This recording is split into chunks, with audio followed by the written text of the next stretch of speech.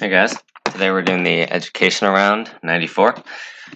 And as always, before we start, I'm going to update my template. So let's do that. I gained over 100 in this time. That's pretty cool. Our growth rate for this channel is kind of insane. Yeah.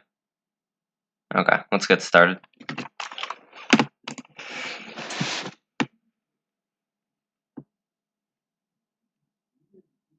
Two binary strings are similar if they have the same character in in some position.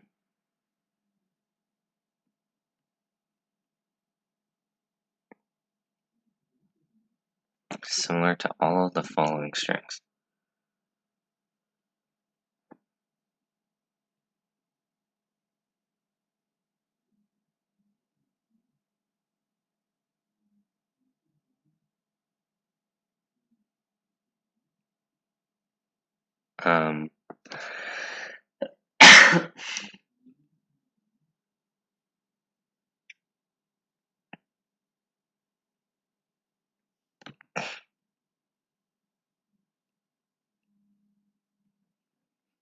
Okay, so it's basically this, and this, I guess. So what we can do is everything is going to have the middle character, so we'll just make a string that consists fully of the middle character. Let's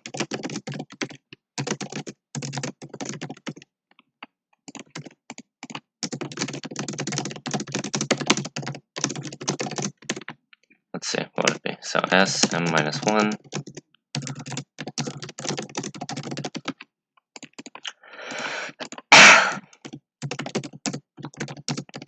Later I'll explain with visuals why this works. 1, okay.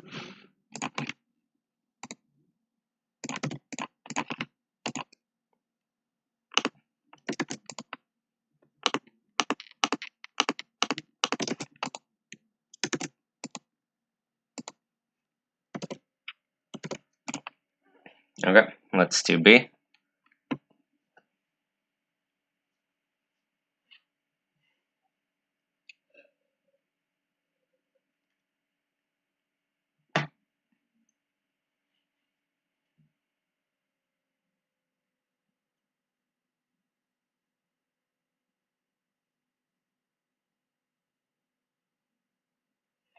Count S swords and count W war axes.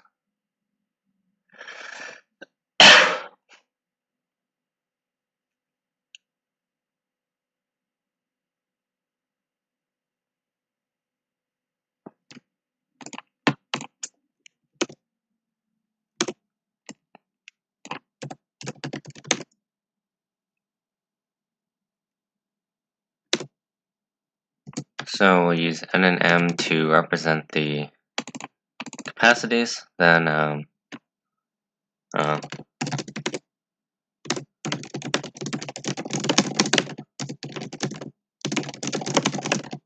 just read these in. And it's equals 0. Now we'll fix the number of swords that quote unquote you take, and then the number of war axes is fixed, and then everything else is greedy. I is less than or equal to CS, I plus plus.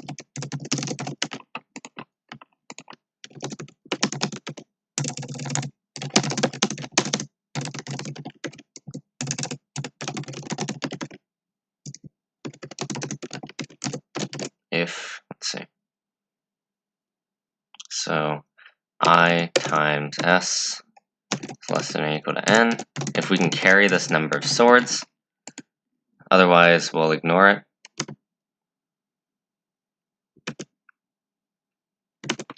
Then once we do that, N minus equals L occur S equals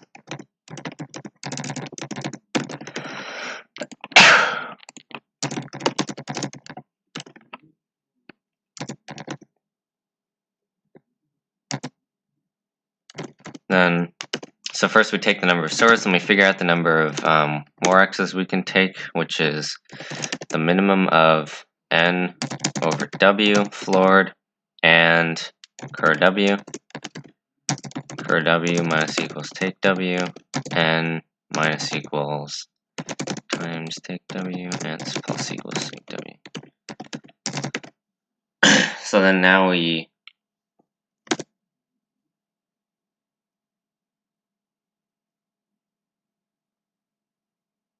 make it so the swords are the lesser ones. So S is greater than W, swap SW, swap CS CW. So that way now we want to take as many swords as possible. S min M over S, cur S.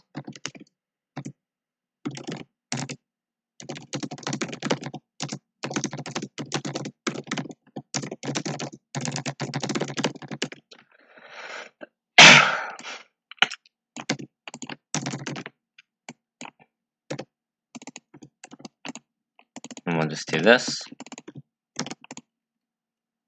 This is quite annoying.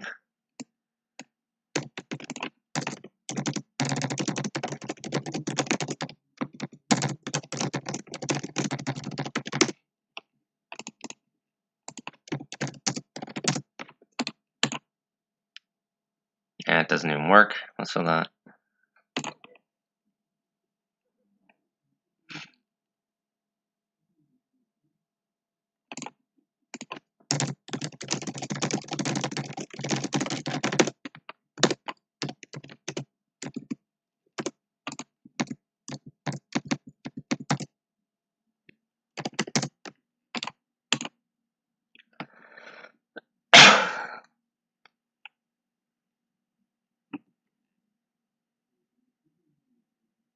So what exactly are we printing here?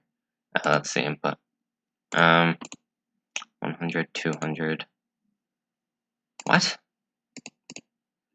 Hey, these multi-tests are confusing. It's like it's mixing the input and the output together, which is very annoying. 13925. Okay, 0, 10. What? Oh shoot. So this should be ON, ON, OM, OM. Because these are the temporary ones that we're modifying. Yeah. Okay.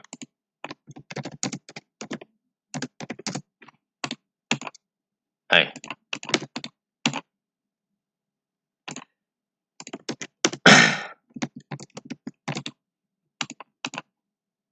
$11.23.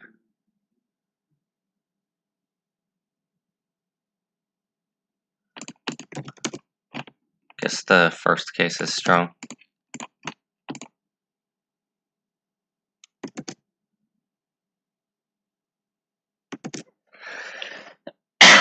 Okay. Let's move on.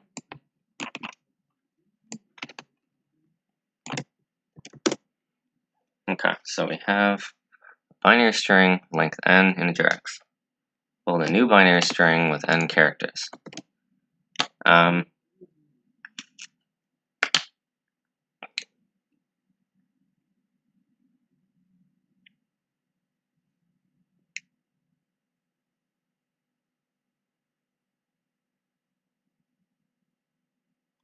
Okay. So it's basically the bitwise OR of wi minus x and wi plus x. And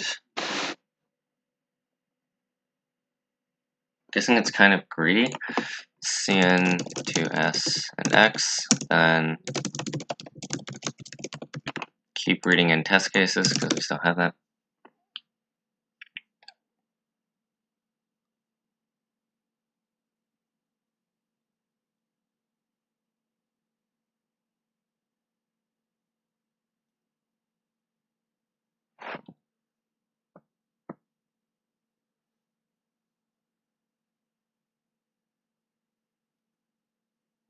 Okay, yeah, I think it's basically greedy, where first we'll try to make the thing on the left 1 rather than making the thing on the right 1. Because we can make the right thing on the right 1 later, but we can't turn it back into a 0. So it's better to like keep it as a 0 to not force ourselves to make a decision later on. That's kind of the intuition. T equals string and 0.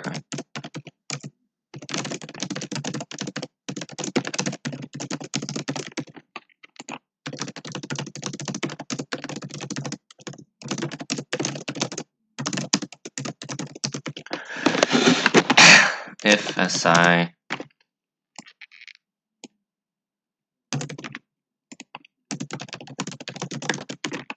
so if si equals 1, else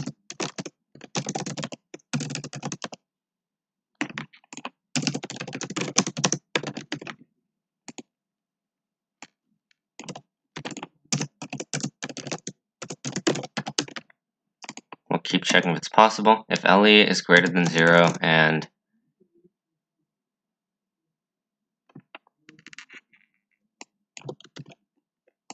SLE equals 1, can equals false.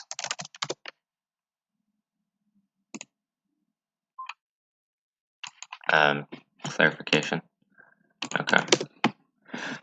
If Ri is less than or equal to m minus 1 and SRI equals 1, that means if this is supposed to be 0 and we have a 1 already set, then it's impossible.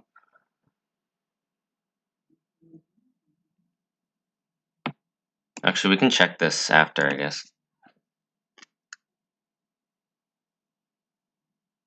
Wait.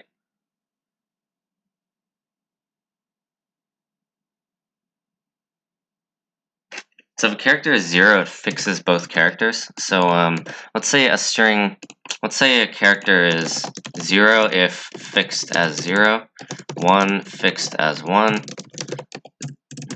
2 can be anything. So if this is 1, then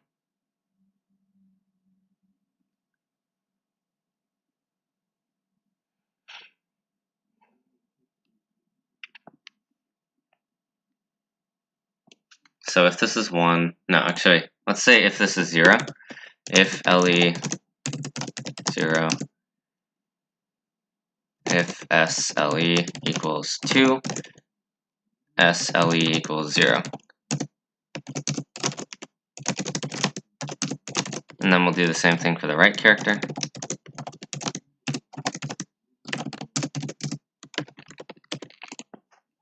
Now,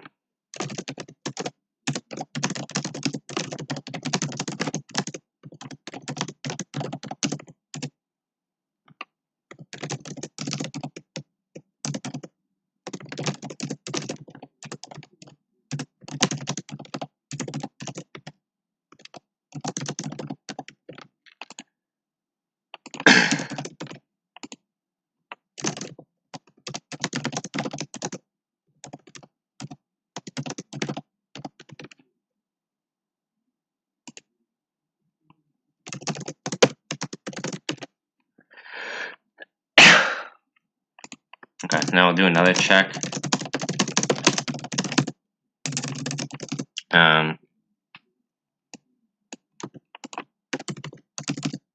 What?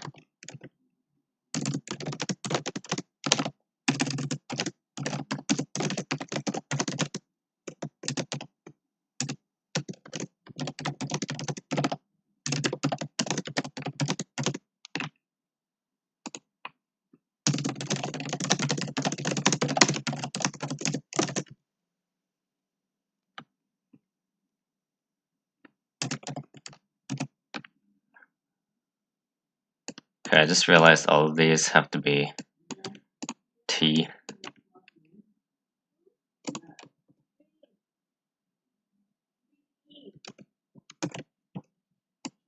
All these have to be T, don't they? Because this is the string we're working with. Yeah. Okay. Don't be dumb. That's my advice, don't be dumb. TRI is equal to 2, we'll just set it to 0.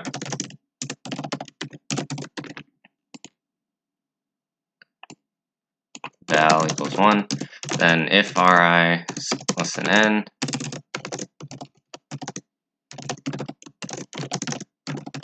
if either of these are 1, then the total thing is going to be 1.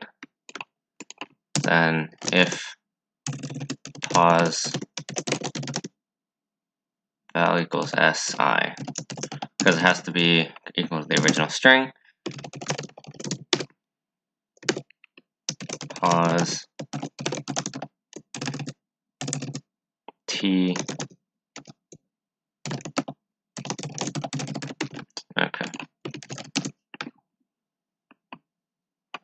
Why? How? If ti is equal to 2, ti equals 0.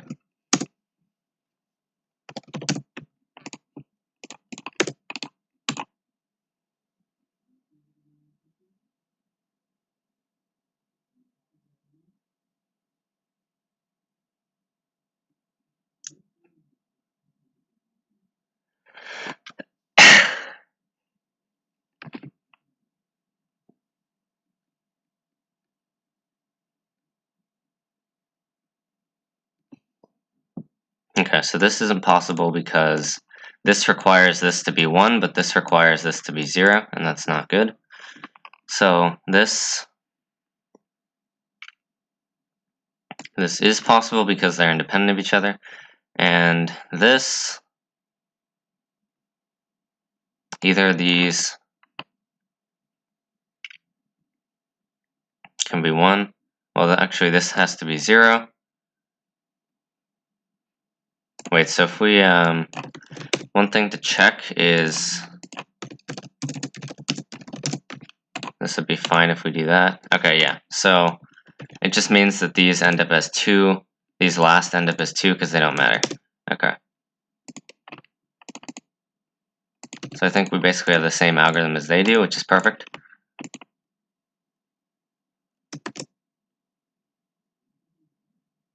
Okay, or not. Why? Okay, so first of all, there's no issue with global variables.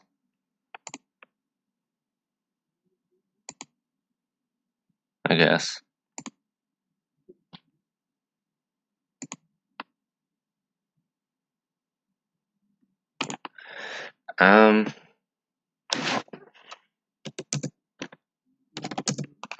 Let's see, so we can do 1. This is a simple case, so we'll probably pass that one.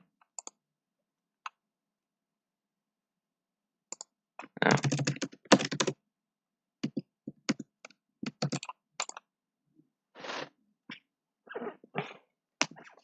Yeah, nice.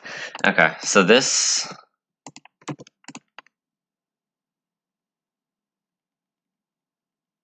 will mean these have to be 0, this has to be 1, this has to be 0, this has to be 1, this has to be 0, this has to be 1. So it should be the exact opposite of this string, I think.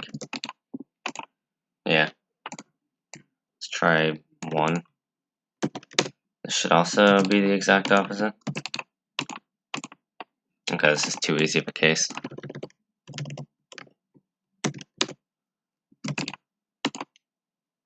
Okay, what happens here? So these can be 1. And that's fine. Then this can be 0. This can be, wait, what's with that? What? What are we creating here?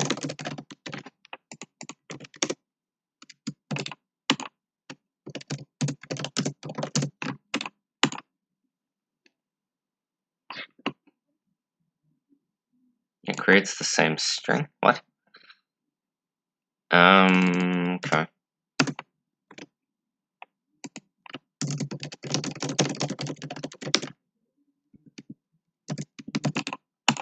What is happening here? So first we set that one.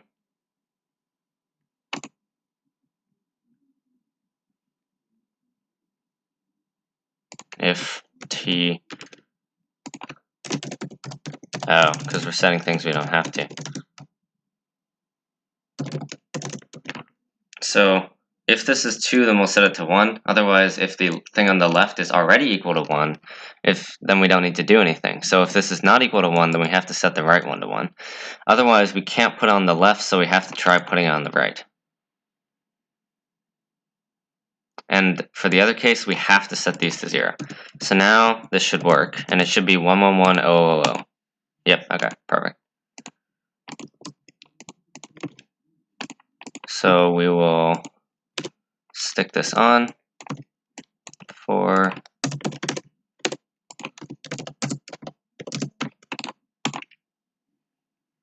-1, -1. Okay, that looks like the case we missed. So let's try again.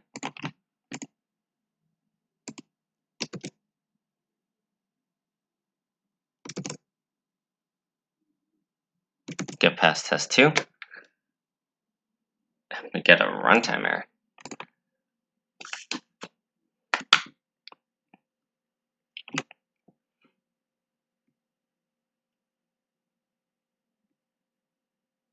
What?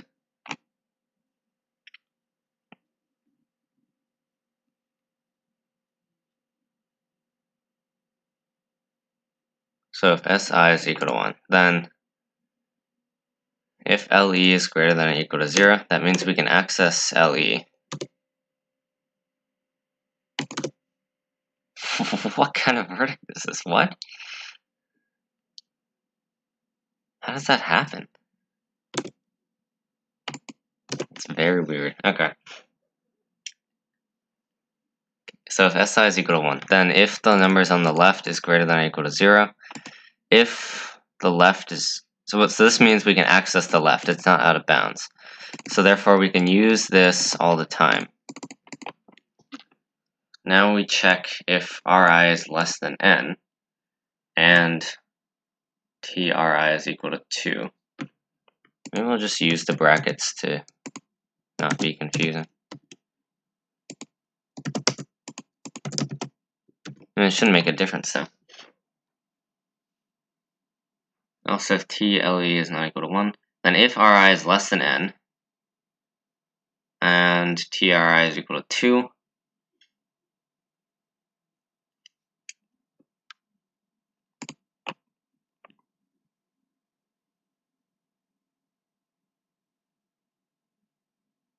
yeah, because we have to check. If we can't put it on the left, then we have to try putting it on the right. Else, if Tri is equal to 2. Oh, wait. Okay, I forgot that x could be big, so sometimes it's not guaranteed that Ri is less than n if LE is accessible. Okay, fine. That was stupid. I think that will fix it. That was dumb. Okay. Yeah, that was really dumb. Because I didn't realize x could be so big. I thought that it had to like look at least one character, but that's definitely not guaranteed.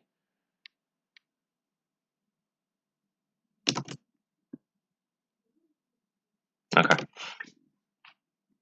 How bad are we doing now? Nah, alright, fine. Not the best penalty, but we'll keep going.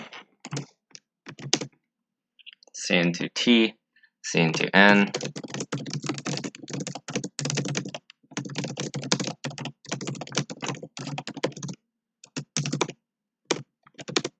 So count the number of 4 tuples.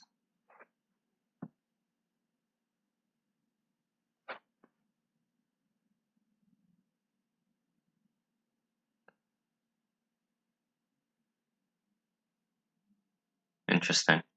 Okay.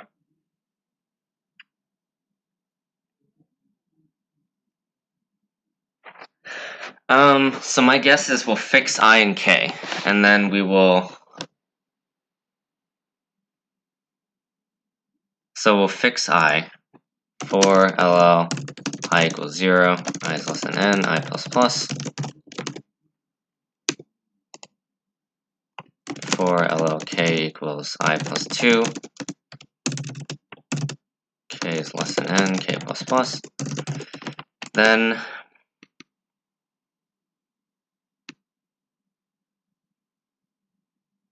we'll keep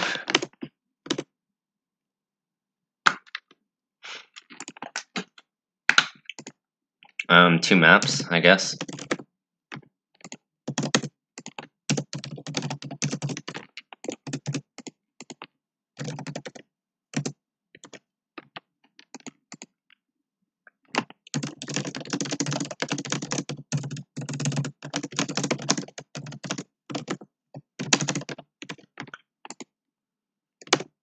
And this will be strictly n squared.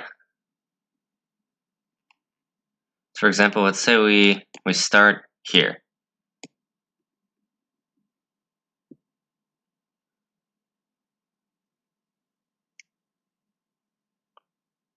So wait,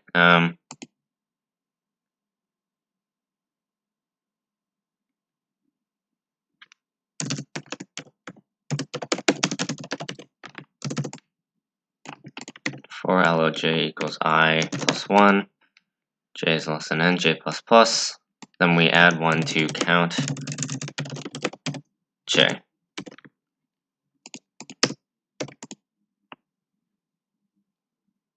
So n match minus equals count. How about this work actually?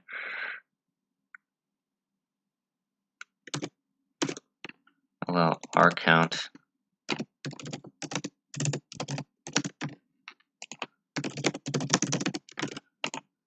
plus r count j. So basically we'll, like, say we have two indices fixed, then we'll keep the counts of the elements to the left of k and to the right of k, and then we'll use that information to maintain the number of matches we have at all points. So here once we start here, how does this work?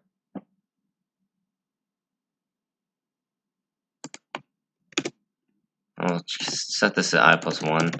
Then what we do is we remove this. So once we're at an element, we remove it from the right because it's no longer there. Then once we move on, we add the previous element to the left, since now it's on the left.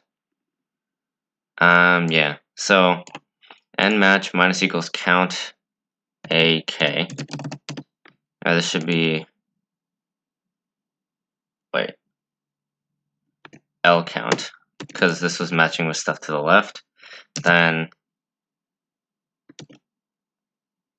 if k is greater than I plus 1, n match plus equals r count. Wait, then minus L count. Yeah, because we remove this from the right, then n match plus equals r count, what is it? So it would be a k minus 1, then plus, because now we add this to the left. Then if ai is equal to ak, ants plus equals n match. Then this is n squared, with a quite nice constant.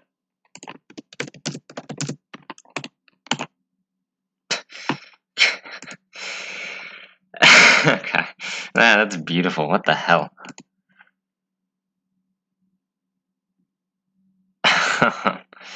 Why? The hell is this? R count j equals r count j equals 0. And match plus equals r count. What? See out I and match. Okay, that is ridiculous. Okay, what happens here?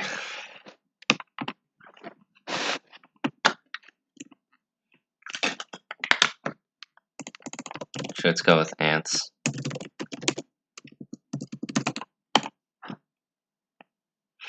so we had negative 14 right off the bat. Why does this happen? So we have m match equals 0. Now, initially everything's on the right. So we start here, then this element stops being on the right, so we remove it. Then we go here, then this element starts being on the left, this element stops being on the right, and so on.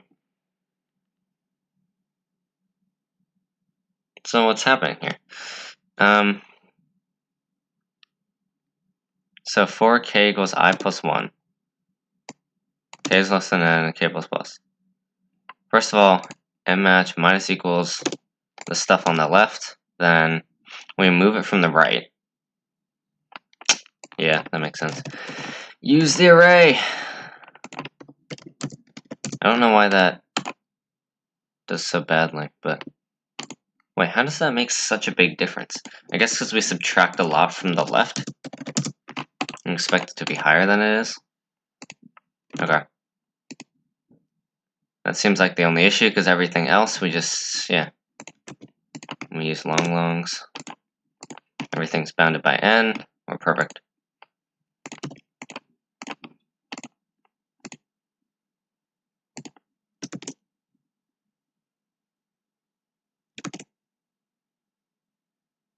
Okay. That was easy. Yeah, penalty is dragging us down here. I mean, just look at this. With this +2 here. Not for that, we wouldn't be doing... We'd be doing quite better. That clarification. Okay. N is small. Interesting. You have a multiset containing several integers. Initially contains A1 elements of 1, A2, and okay.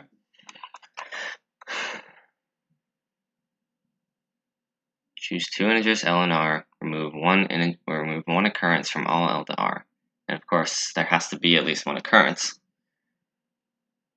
And choose two integers I and X. Then remove X occurrences of I from the multiset.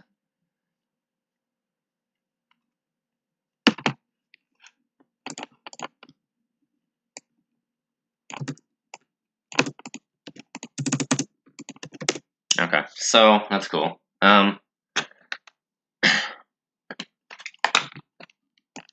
First of all, we're going to do this at most once for each element. Because, like, otherwise, like, say we decrease the number of 3's by 2, and then we decrease the same number of 3's by 4, we can just decrease both of them by 6 initially. So there's no point in doing that.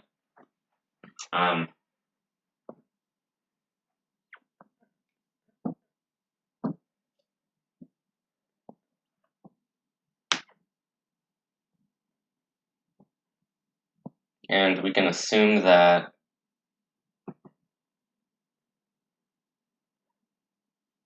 I'm not sure. What's interesting is we can do the order of operations. We can do the order of the operations in any way we want, which is kind of cool. But how exactly do we want to do this? There's some flows problems that way? No, it's not. Okay. They do like flows or FFT or whatever they have at the end of these edurounds. So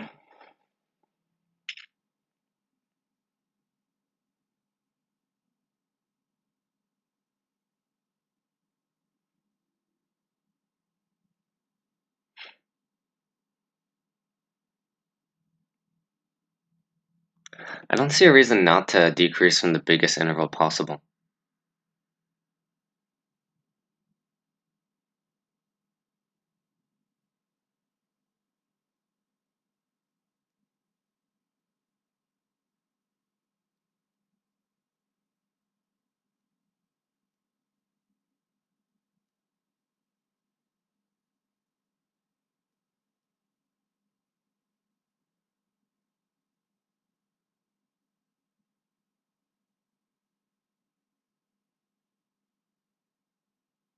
I feel like that's always the case.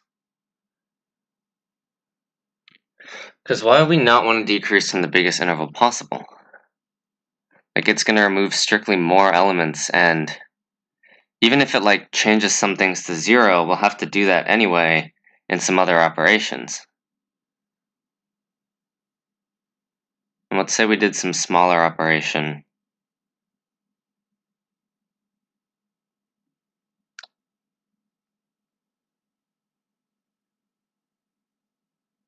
Yeah, I don't know why I wouldn't do that.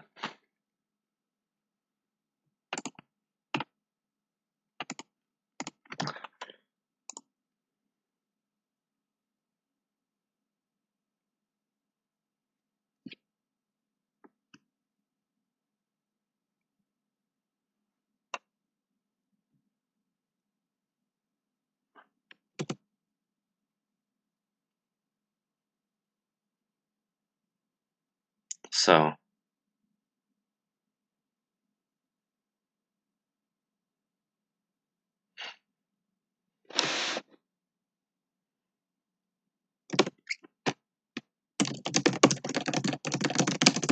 it seems easy to like recursively solve for some interval, so we're going to do that.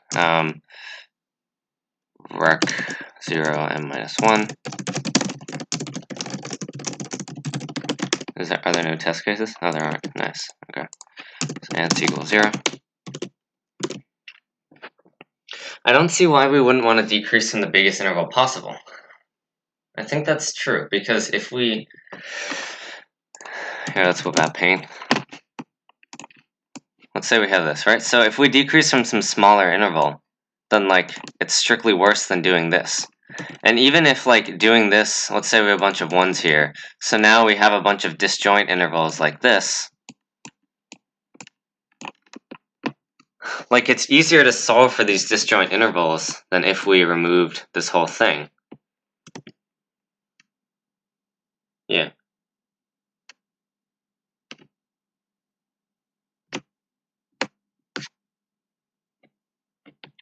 So I think the strategy is to greedily apply as many intervals as possible. Actually, first of all, find the minimum.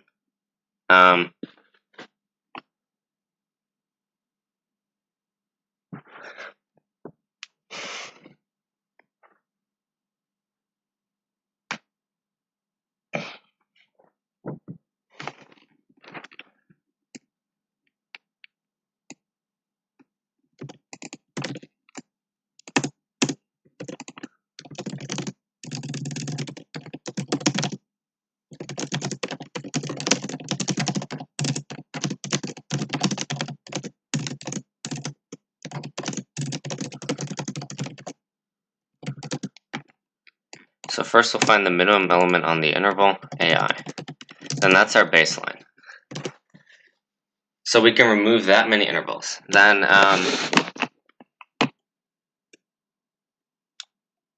so either we remove that many intervals and solve recursively, or we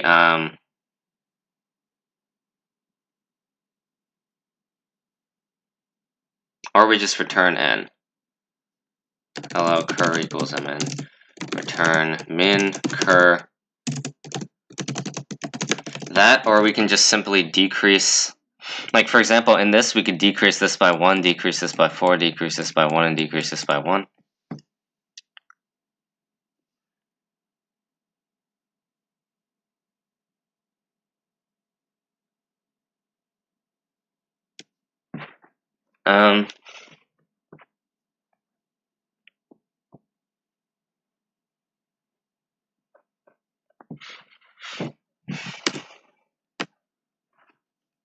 Okay, so we don't actually want to recurse 0 and 1.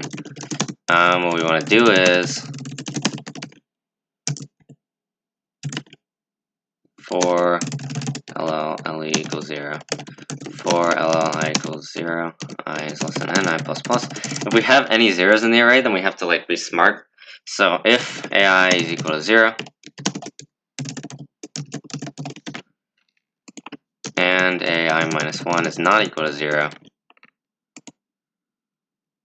wait, AI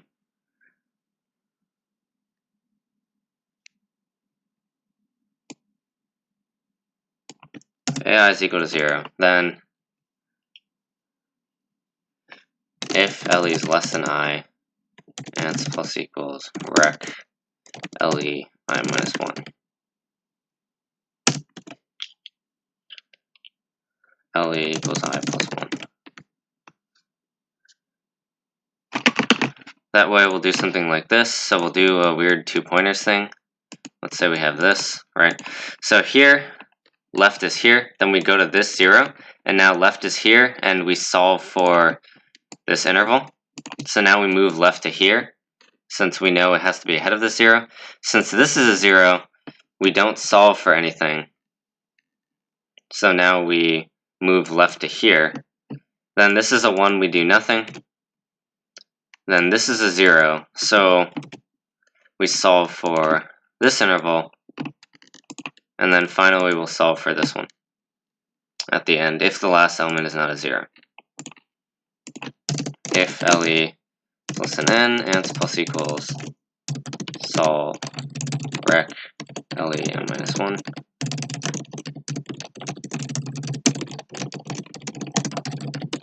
So if LE is less than I, yeah, it has to be strictly less than I. Because if it's equal to I and this is a 0, then it doesn't really matter. So what it means is we know the last element was a 0.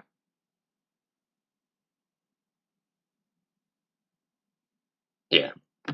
If LE is less than I, then the last element was not a 0. Okay. So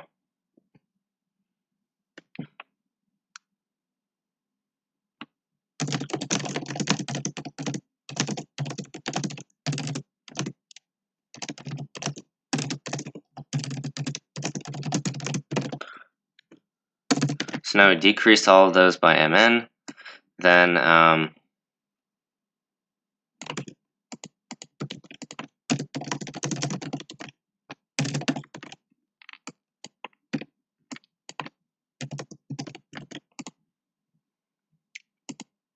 we'll do the exact same thing.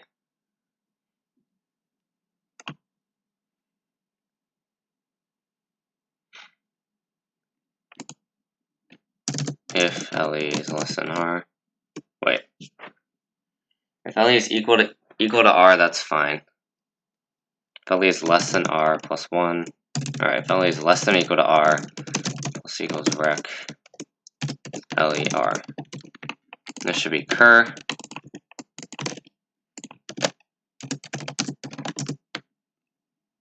What?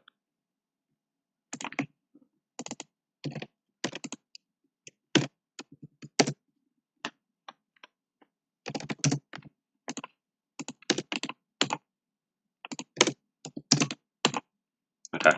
Definitely going to test this with stronger cases, though. Let's type 10. Then we have, how about this? 14110101001. And the answer here should be 5.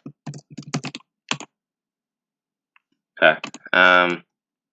Make this 1. Answer here should be 1, 2, 4. Okay. Now we're going to try something cool. So we're going to increase all of these by 1, 2, 2, 1, 2, 1, 2, 1, 2. I guess the answer here should be 6.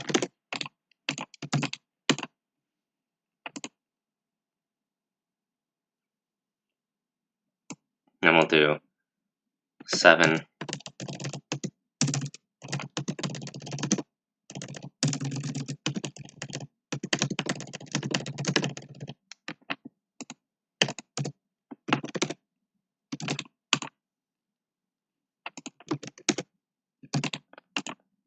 Should be 6. Okay, now we'll set these to 2, 2, 2. Should be 5. Okay. Okay, one more. 9.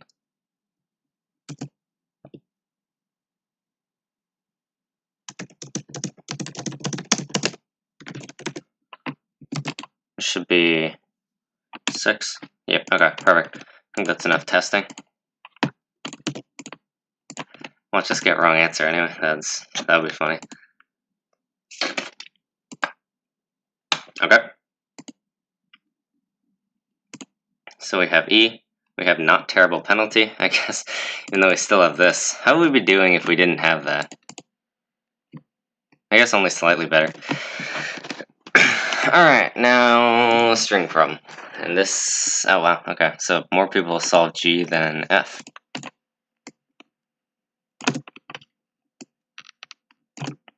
These problems have actually been kind of nice.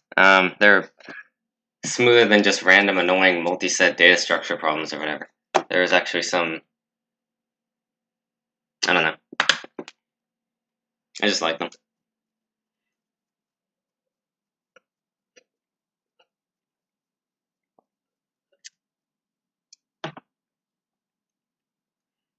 Substring of a string is a contiguous subsequence of that string. Let's check my friends. I know I have a couple of OP people. Nice.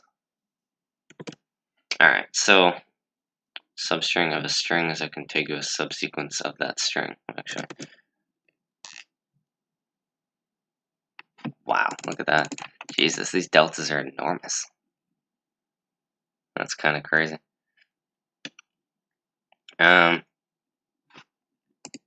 Jesus. Alright. Yeah, my penalty is... I guess my penalty is terrible for this.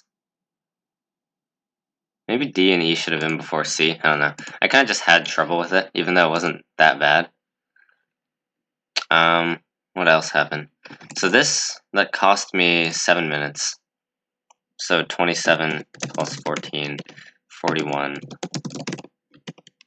Okay, so we'd have much less of a penalty if we didn't have that screw up. Alright, whatever. So, let's see the solve counts go up.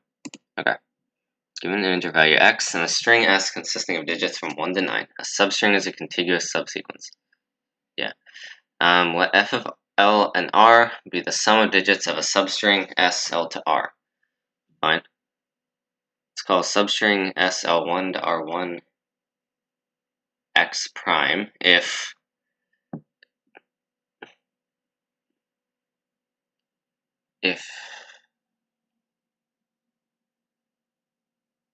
wow. Okay. So we'll call it x prime if there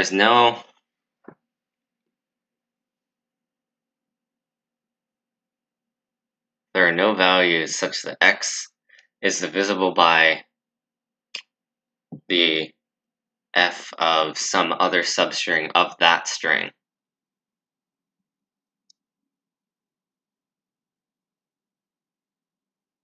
Wow.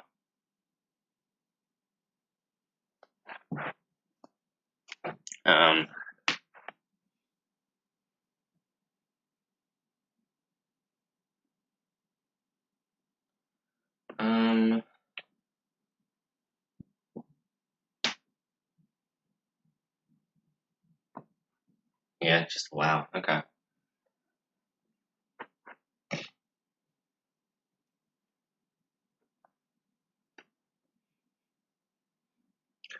So first of all, they have to be distinct. Okay, so you can erase the whole string. I guess that works. Oh wait, this has to be specifically x. Okay. I didn't even realize. Okay, fine, that's easier, but still not easy. And x is less than or equal to 20, which means... Why couldn't it be 19? That would be nice. That would be so nice.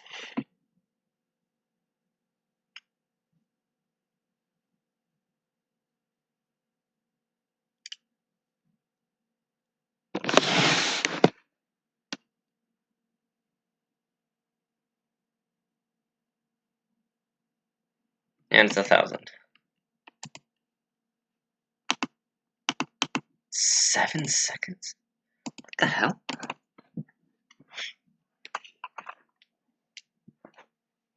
Okay. Let's keep looking at this for now. Pi. Nice. Mathcoder always loves giving pi as a test case.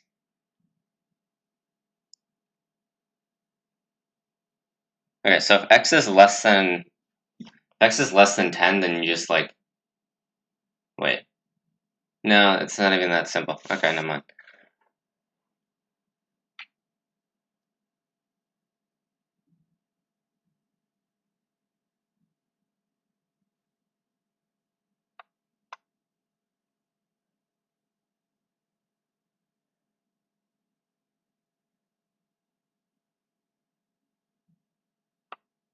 So if x itself is prime, then it's nothing. That's cool. So let's do that first.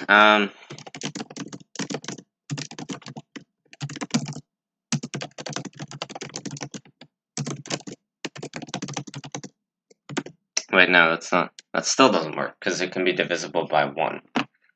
So never mind, that's not true.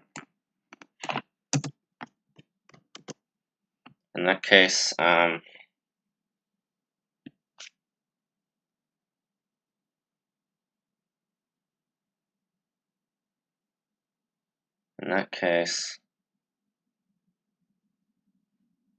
what do we do in that case? That's the whole problem, isn't it?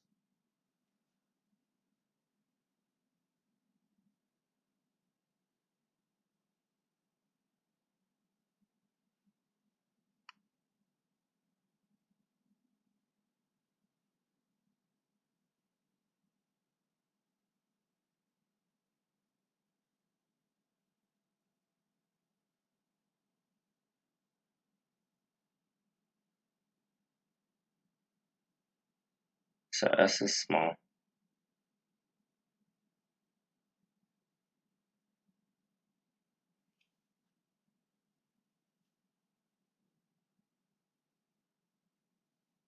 That's interesting.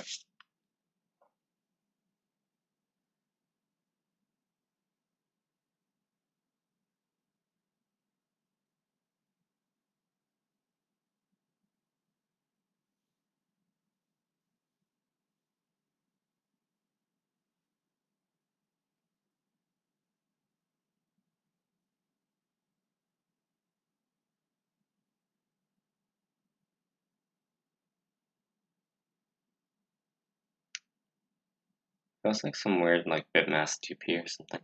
That could be possible, where we store as a bitmask. Will that work? Not sure.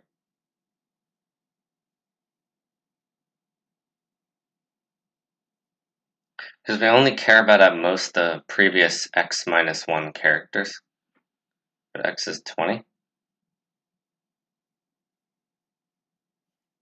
Let's see. Is G easier? Maybe G is easier, so we should read that too. Public car place. Let's see, is my rank going down because of this penalty? Indeed it is. Okay, so there are N mercenaries for hire, and the army should consist of some subset of them.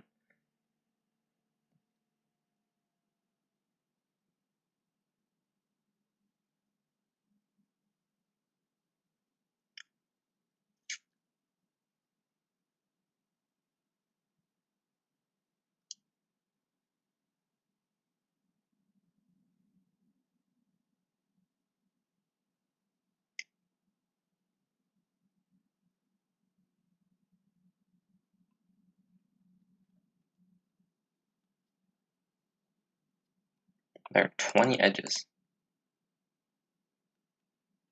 Wow. And the time limit's insane.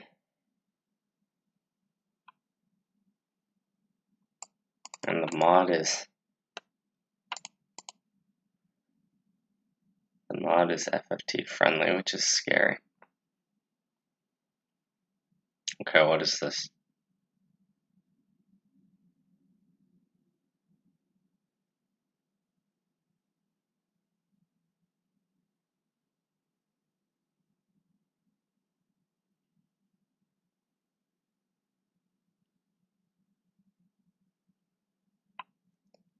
Say we fix the size. If we fix the size, then we can like turn on and off certain mercenaries.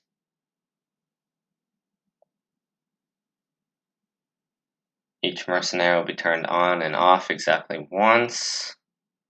Each.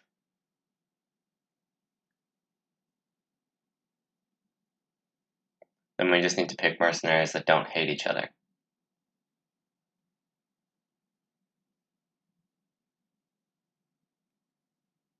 How do we do that?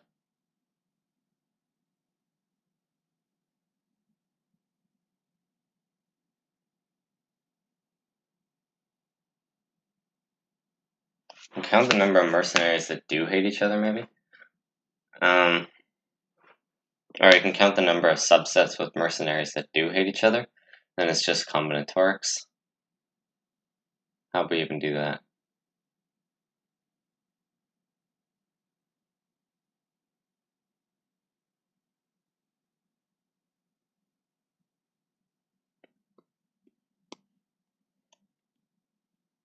There are also at most 40 interesting mercenaries. Everything else doesn't have an edge attached to it.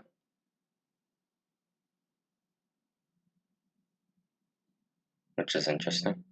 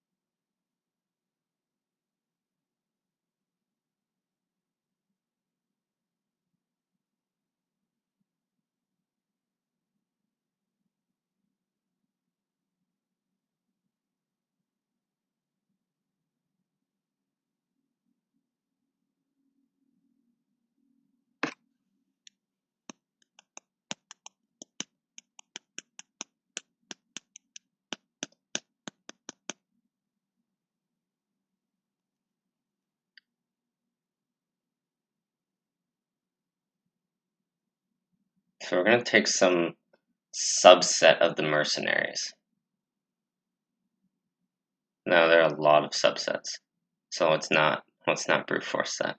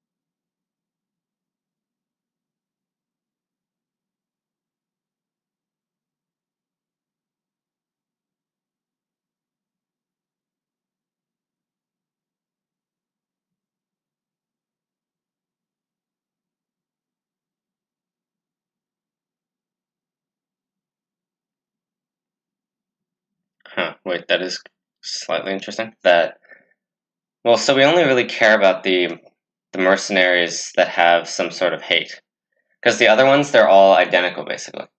So because we only change a mercenary like once or twice, there are at most 120. There are at most 6 times m different values of. Wait, hang on. Does this work? Okay, 7 seconds. I mean, fine. I think this is plausible because there are at most m.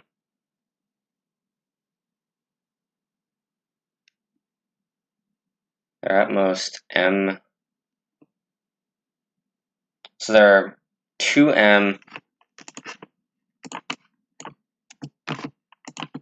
So like, for example, say you have edges like this, right? You have 20 edges, and each of these edges can create 2 new like special mercenaries.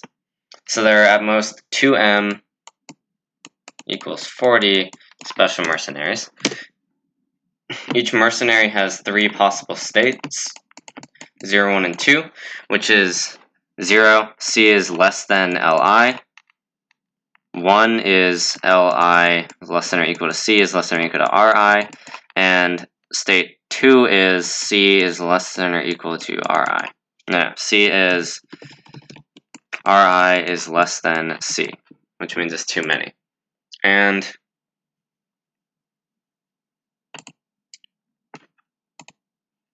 each time at most one thing changes. So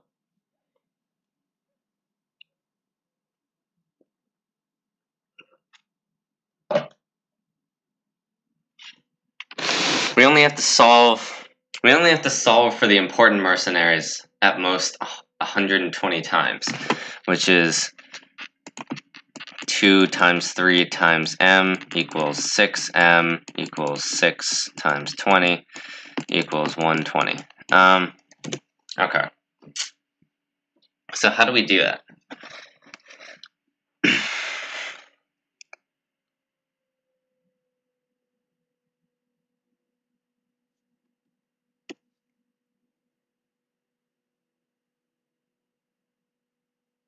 So we're looking for the, okay, this is kind of going to theory now. We're looking for the number of independent sets of each size. So this is getting sketchy though.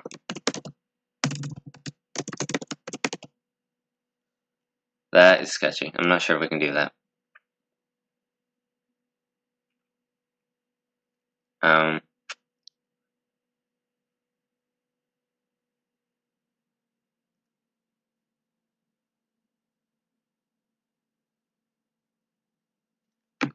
What's the status on this problem? Are people TLAing it, which means that it's kind of close?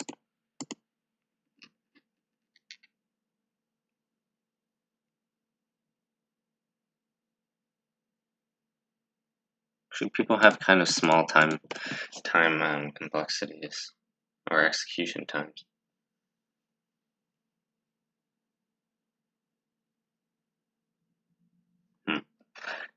How do you do this with?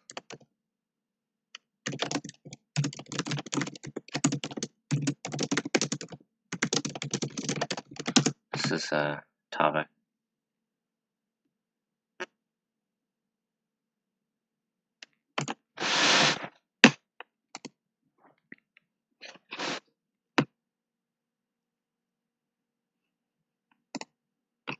Okay.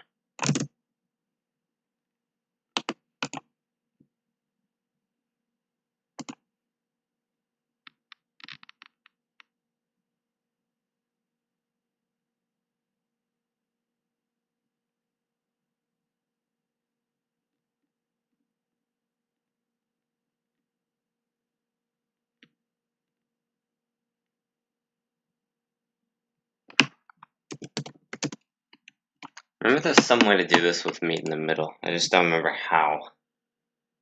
Let's say we have like this. So we brute force all the subsets there and we check their sizes, and then we have to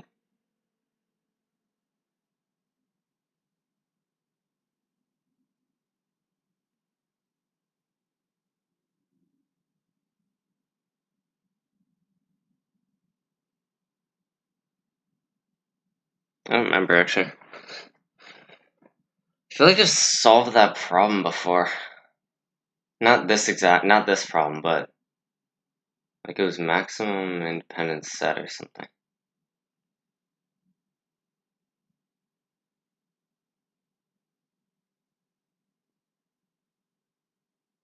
Oh, right. I remember how to do it.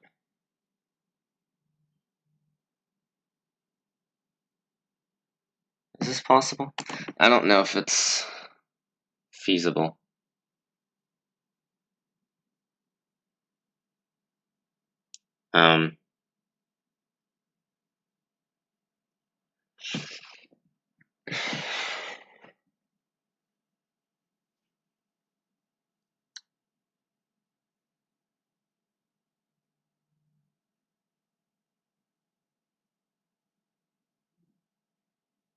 Maybe it's fast now.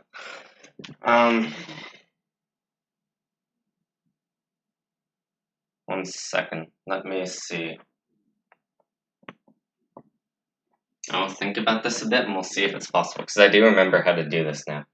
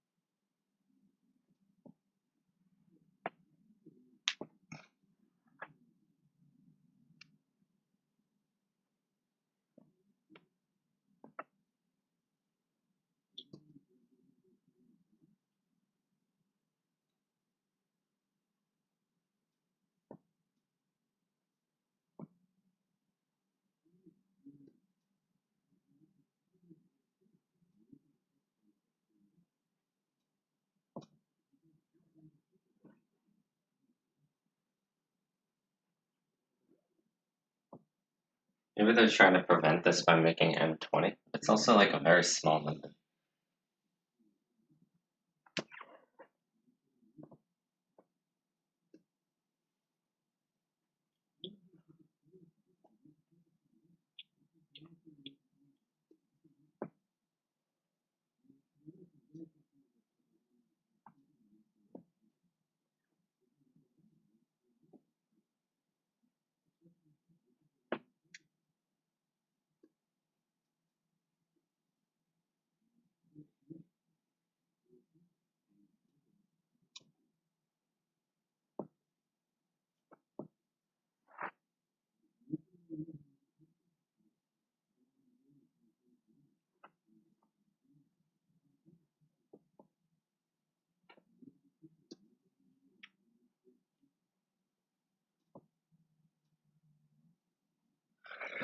Okay, wait. So if other people are solving this in quicker time, then there's definitely a better way to do this, like 400 milliseconds. Because I know my thing is going to be incredibly close to the time limit. So that will not be good.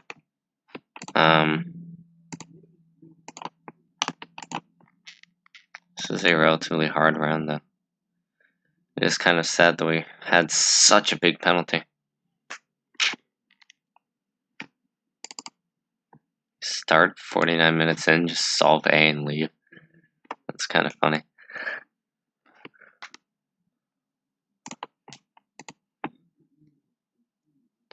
Okay.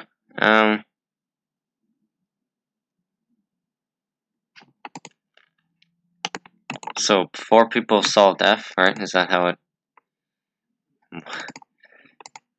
Jesus, less than an hour? Oh my god. That is crazy. That's LGMs for you, though. Yeah. Okay, so like, not many people have actually solved this stuff.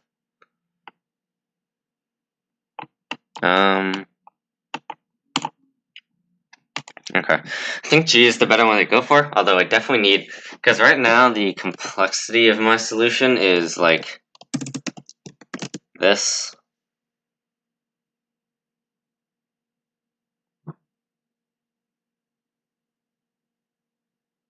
Actually, it's not 120. I guess it's 80, but that's still not that good. 80 times like 40 times 2 to the 20, which is absolutely horrible. And I think it may even be worse than that. So I don't know. This is gonna be bad. Even if we squeeze that solution in, it's probably gonna be hacked, which is not good. So either we need to, actually it's definitely worse than that. So either we need to optimize it to just that complexity or do something better.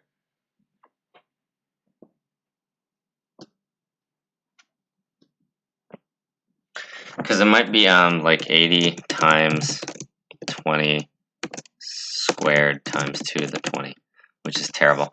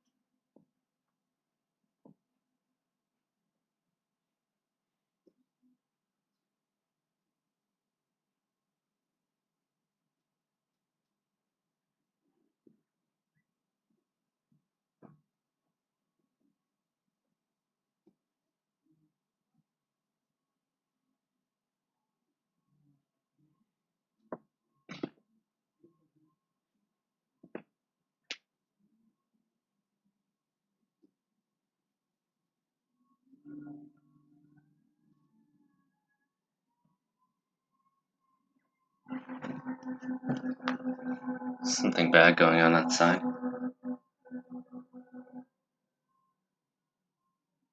I think it's gonna pass by us.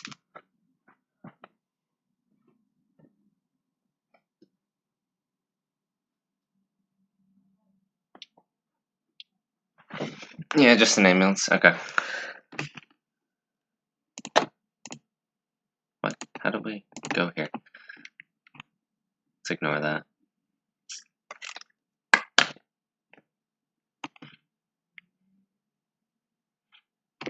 This is very sketchy. Did that just go down from 57 to 55? Yeah, that should pass, and this one probably won't. How many tests are there? Just wondering. 89. 92. 94. 95. Jeez, that's a lot. Okay.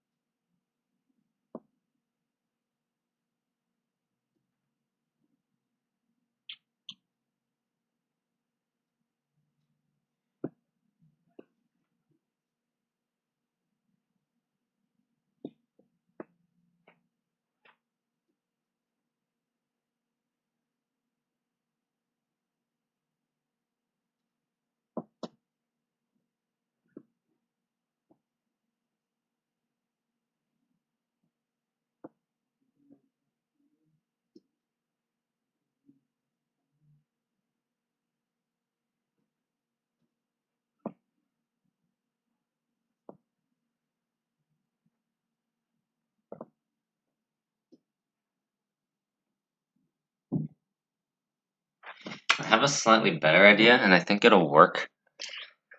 What we'll do is okay, actually this I think will pass. So here's my idea.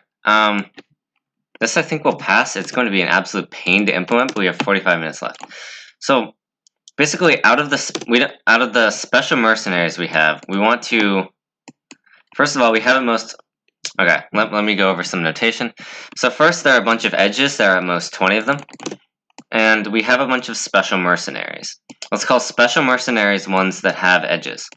And basically, you can't pick two mercenaries that have an edge between each other because they hate each other, so you won't want to do that. And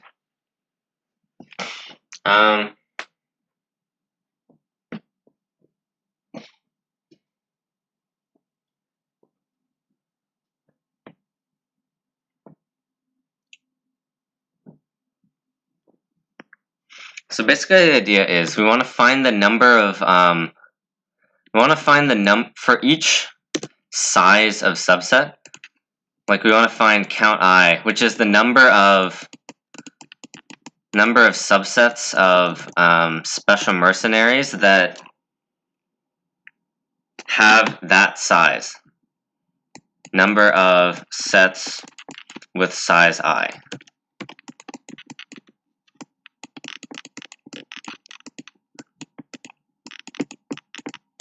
Okay, I'm explaining this both for myself and for you guys since I'm just confirming my own ideas. So CI is number of sets with size I, of course with terrible handwriting. And Jesus. Yeah. So basically the way we do it is we find the wait. Oh, it's even simpler. Huh.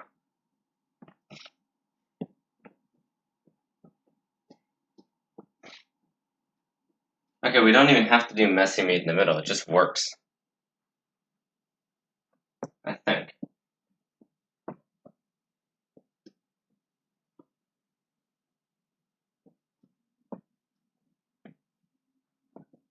I think. Wait.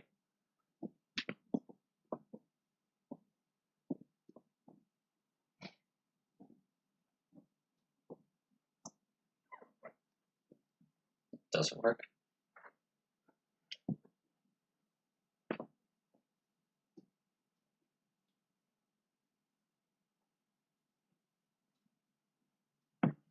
No, I think we should do meet in the middle, because it'll still be like 80 times, in the worst case, it'll be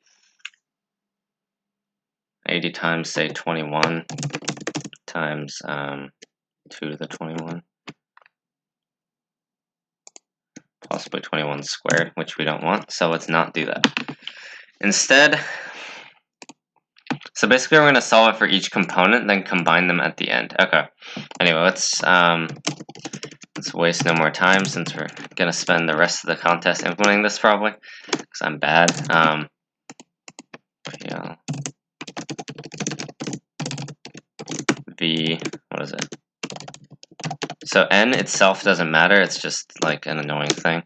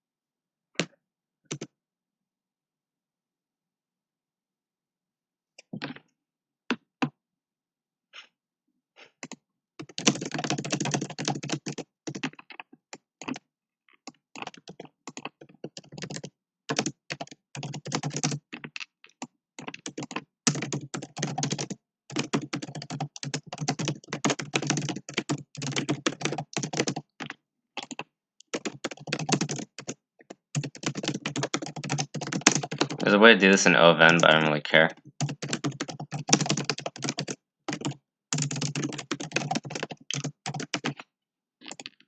So we're going to use modup, because we need that. And let's just make sure that's right. 998, 204, 353, which is prime, which is important. Fact I equals I times fact I mod.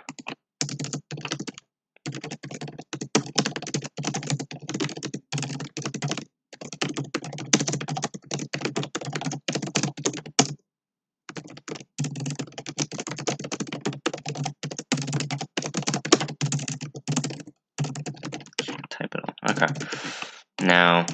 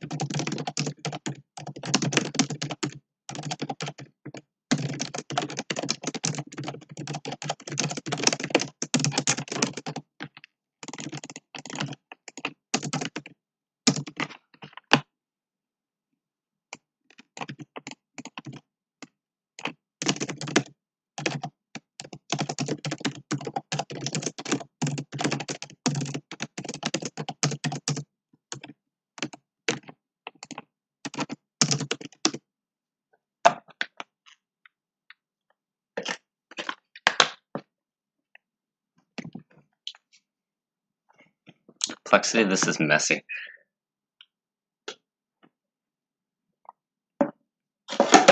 Actually, what is this? So this is 10 squared times 2 to the 10th times 80. That's fine. Okay. Actually, wait. 10 times 3 to the 10th times... even that'll be fine.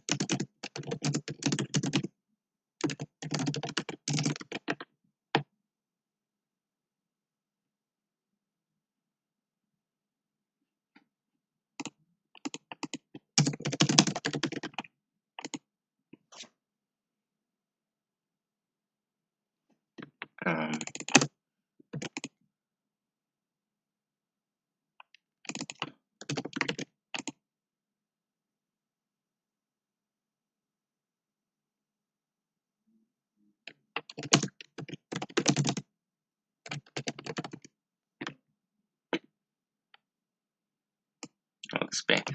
So this would be j, j, j. Then you'll take exactly that many, and that's how many you have to take. And then the amount remaining that you have to take is I minus, what was it, I minus spec beta size. make sure. Okay, so if total.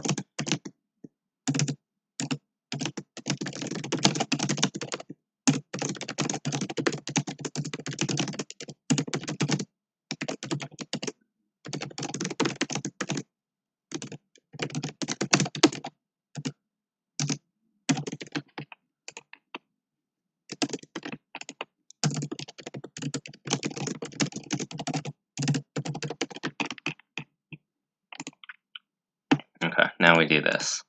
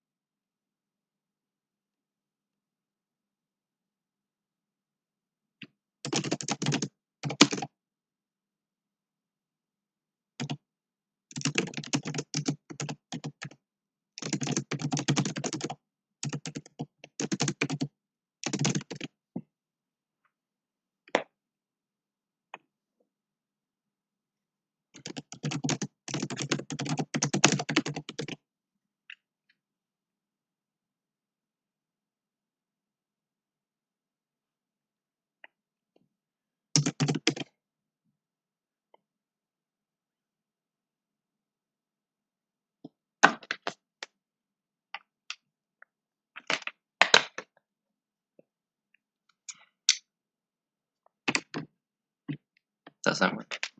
Because ways to do that.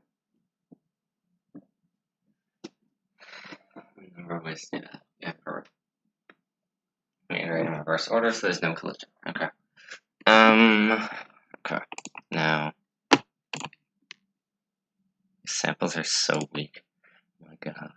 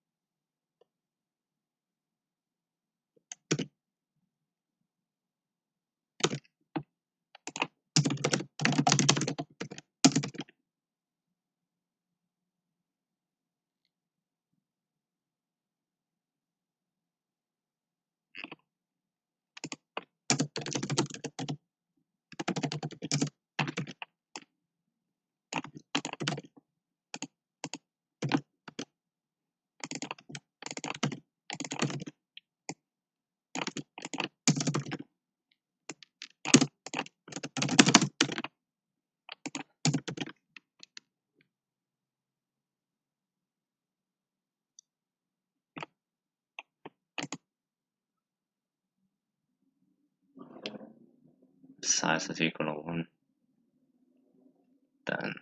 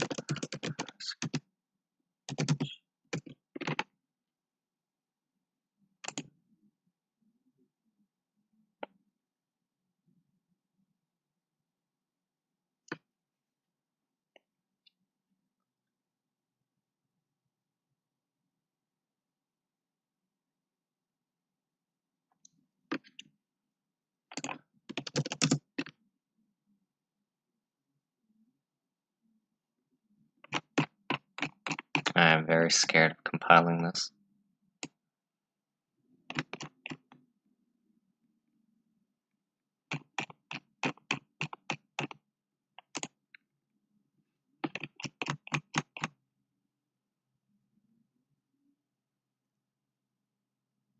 What's wrong with that? What is it doing? Oh.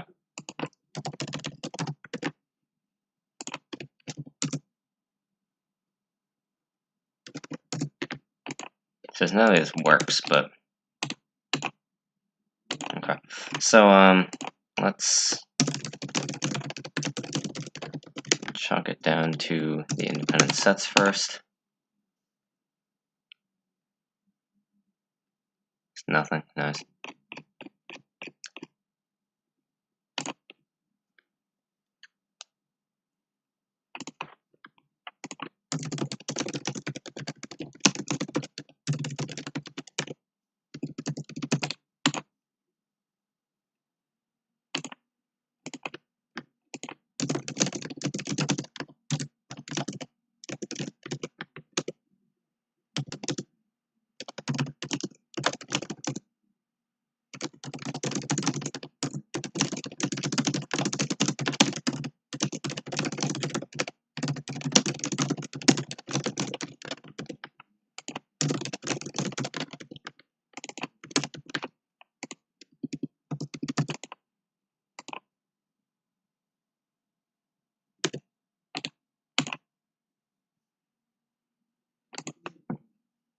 This doesn't even have independent sets. Nice.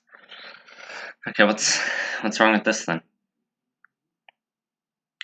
So ID, fine. DP, fine. What's with this?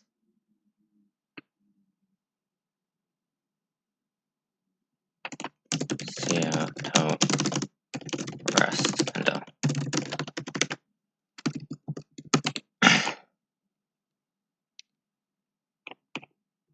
It's fine. What is rest?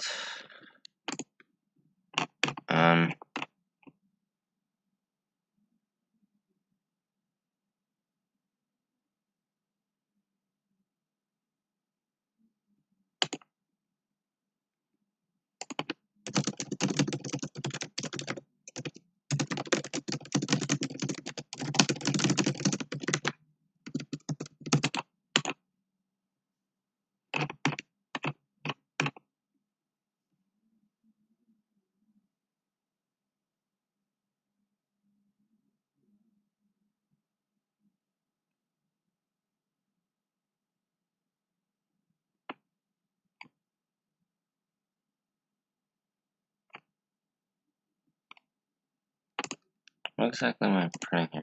Okay.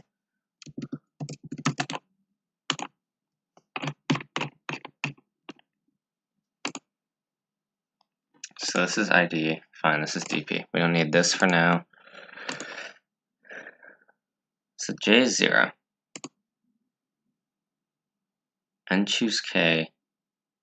2 choose what? What? Oh.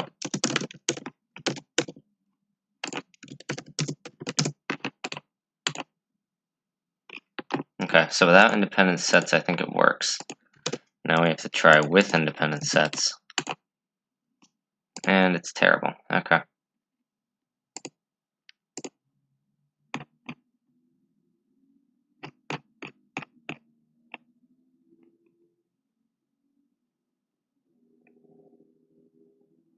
So what's happened here?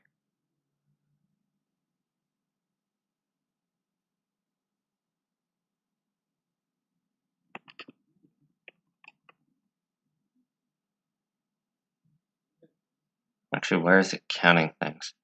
0, 0, 1. So the edge is between 2 and 3. Which means we should have one independent set with size 0.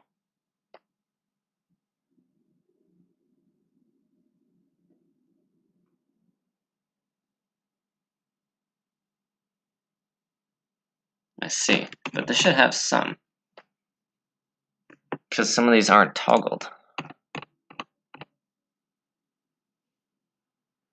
Oh wait, okay.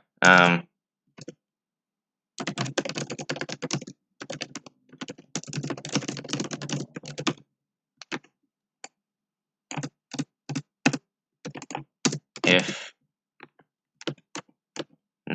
not toggle x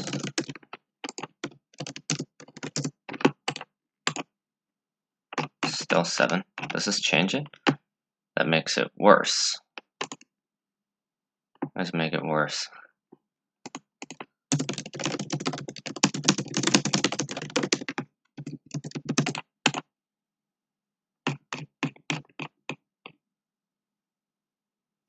Toggle 2.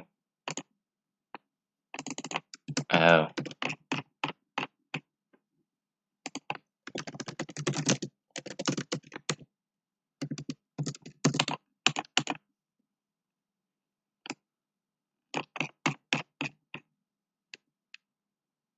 Okay, that's right. And for this it should be 1, 2. And for this it should also be 1, 2.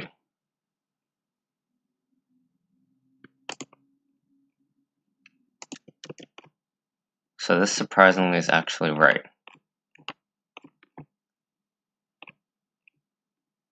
And something else is wrong here. So we don't need this anymore. But what's happening? So if we have 1, if we're taking 1, then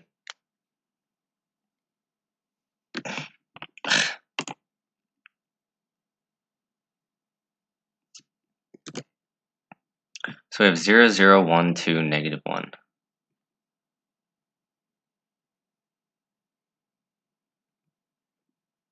What changes here? So here we have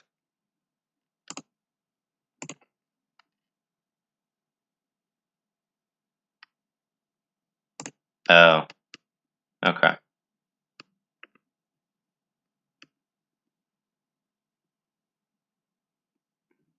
So if we take 1, oh,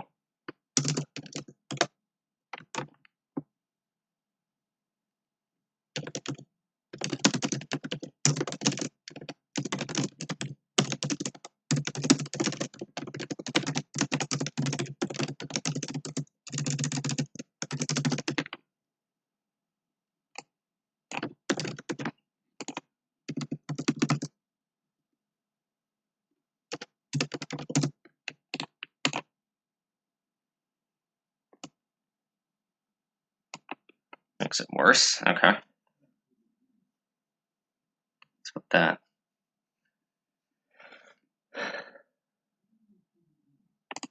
So here we're going to take 1 set. What's happening here?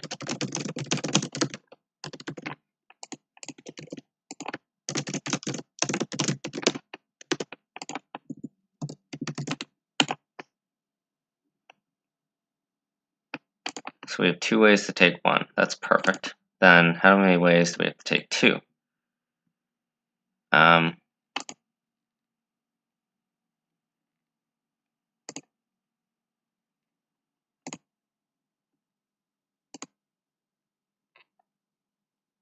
Indeed, how many ways do we have to take 2? So I here is 2. Count of toggled should also be 2. So rest should be 0. Then,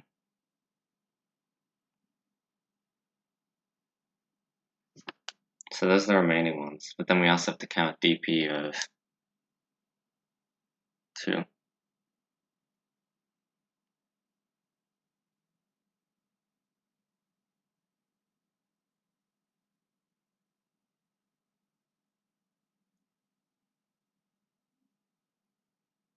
Wait, this should also be minus.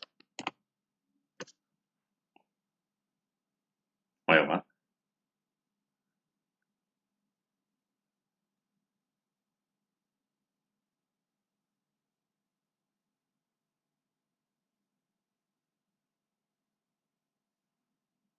No, this is the remaining amount we have left to take. Then the rest is the amount that we actually can take.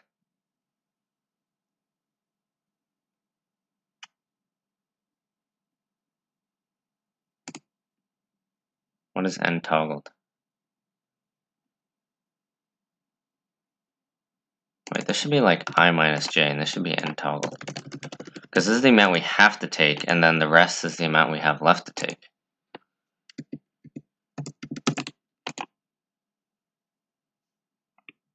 That makes it more wrong.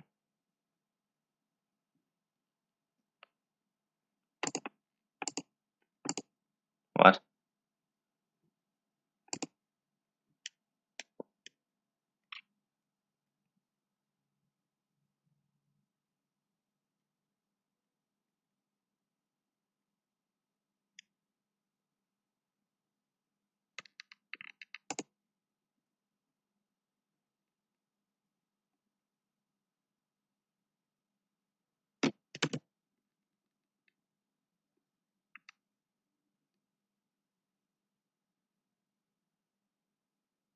How does this work?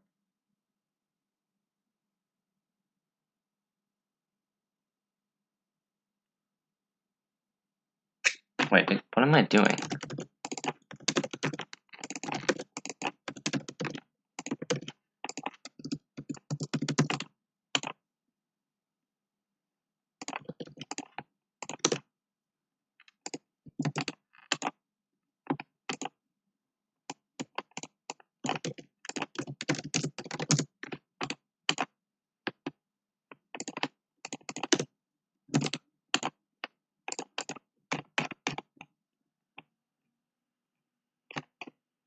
Guess we have to assume we do like this, right? So we have a certain amount of counts. So let's submit first, because it can't hurt at this point. Then we'll look at the code once more. It's probably gonna get wrong answer. I don't really trust this since I like bash this whole thing out, but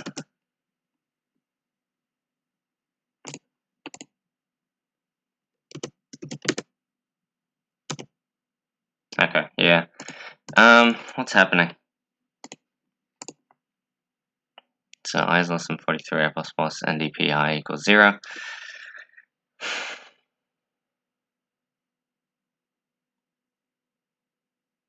Pi times count j.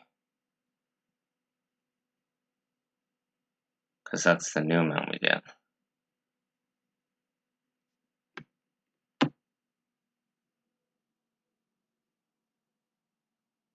You know, if we combine a set with that with a set with that.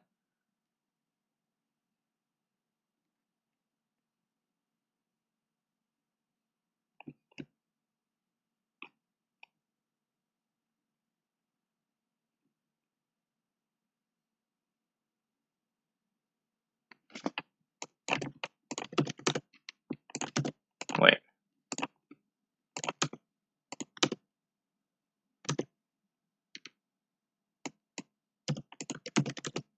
That should also be wrong.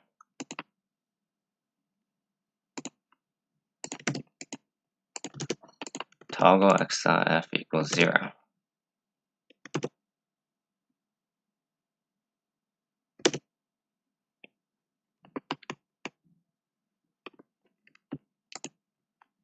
Okay, this is all we have left.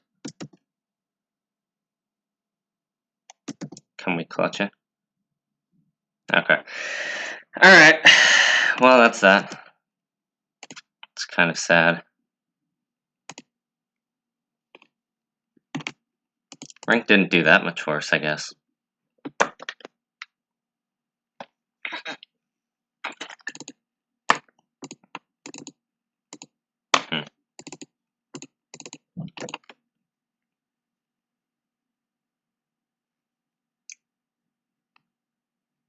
Alright, well, okay, that's the best we can do. I guess we'll, I don't know, go over solutions.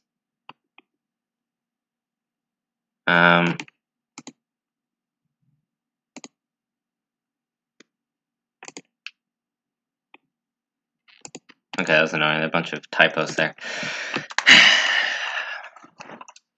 Try and get this one later. I have no idea what to do for F, so we'll leave that one.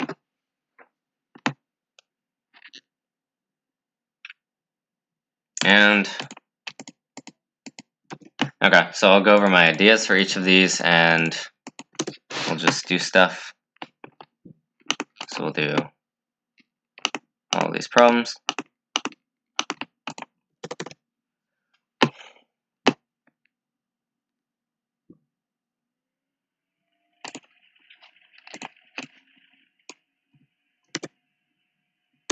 Okay, so for A,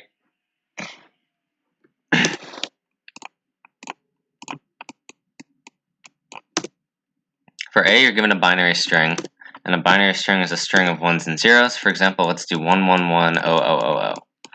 Then consider two strings of length n. So for example, say n equals 4. So we have a string like this, 0101, 00, or wait, let's say 1000, right? So we'll say actually I'll draw it further down. So we'll say two strings are similar if in at least one position, the values at that position are the same. So for example, we'll compare position 1. These are not the same. Position 2 are not the same. Position 3 are the same, so they are similar. And position 4 are not the same. So for example, these strings are similar, and strings that are exact opposites, for example, 0001 and 1000, or sorry, 1110, all of these pairings are different, so they're not similar. Basically, what we want to do is we're given a string of length 2n plus 1, 2n minus 1, and we want to construct another string of length n such that that string is similar to all of the substrings of length n of this string.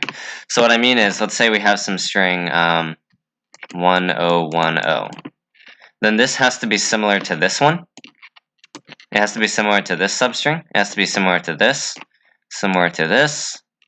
or similar to this, and similar to this. So every group of n characters, this binary string has to be similar to that group. So you have to print the final string. So basically, here's what we notice. Because it's 2n minus 1, this middle character is going to be in the string every time. For example, if I draw these intervals, this one will have it, this one will have it, this one will have it, and this one will have it. And this is true for any n. And so basically, we only need one match. So what if we just create a string that's like just the middle character repeated n times? Then no matter where we start, we're always going to have that match with the middle character. So that just works. So basically the answer is we find the middle character, which in zero indexing is s of n minus 1, because we have 0, 1, 2, n plus 1, n plus 2, 2, ... Right? So we just print s n plus 1 n times, and that's our answer. Let's do B.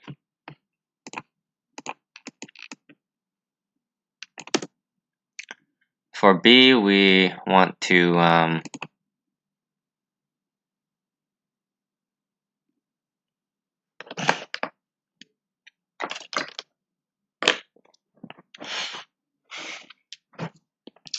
for B we have so there are two people. You have for example you and a follower. So you also have some number of I'm going to change the problem statement again. So you have some number of apples and some number of oranges. Let's say this. Because it's easier to draw than swords and war axes. So you have some number of apples and some number of oranges. Let's say, for example, 5 and 7. And each apple and orange each apple has the same weight as all other apples, and each orange has the same weight as all other oranges.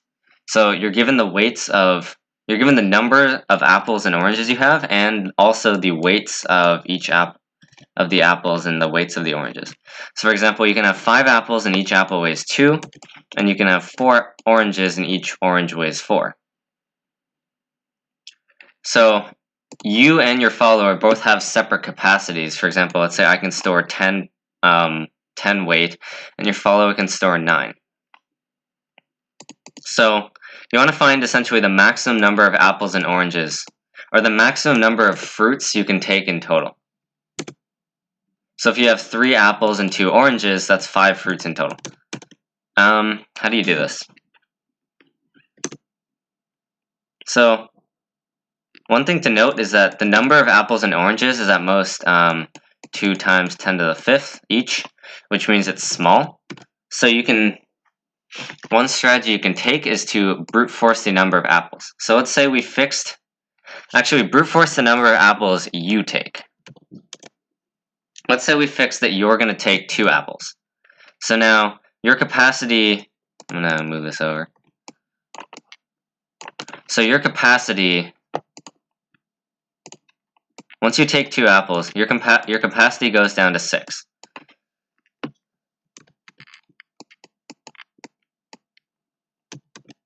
Alright, I'm going to use color coding here.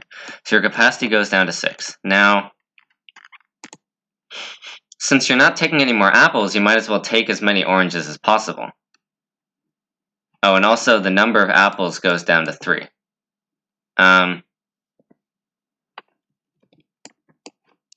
So now, you might as well take as many oranges as possible. So the number of oranges you can take is, it's basically the minimum of the number of oranges left, obviously, because you can't take more than you have, and like the number of oranges that won't exceed your weight, which is essentially the greatest number such that the weight of the oranges times the number you take is less than or equal to your current capacity, which in this case is 6. And this is basically the same as the floor of the division of 6 divided by 4. And so that's basically it. The number of oranges you can take is the minimum of the number of oranges and the floor division of capacity over weight of oranges.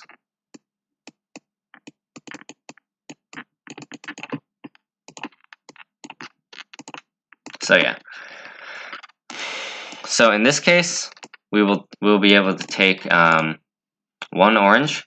Since this value, we have 7 oranges left, but we can only take 6 over floor rounded down, which is 1, or 6 over 4, not 6 over floor. So the minimum of 7 and 1 is 1, so we take 1 orange, and we're left with 2 capacity. And even though we can still fit an apple, like, it doesn't matter because later we'll consider taking 3 apples because we're brute forcing all possible numbers of apples. So it doesn't matter that we have extra space. It doesn't matter that we have extra space in this regard. So now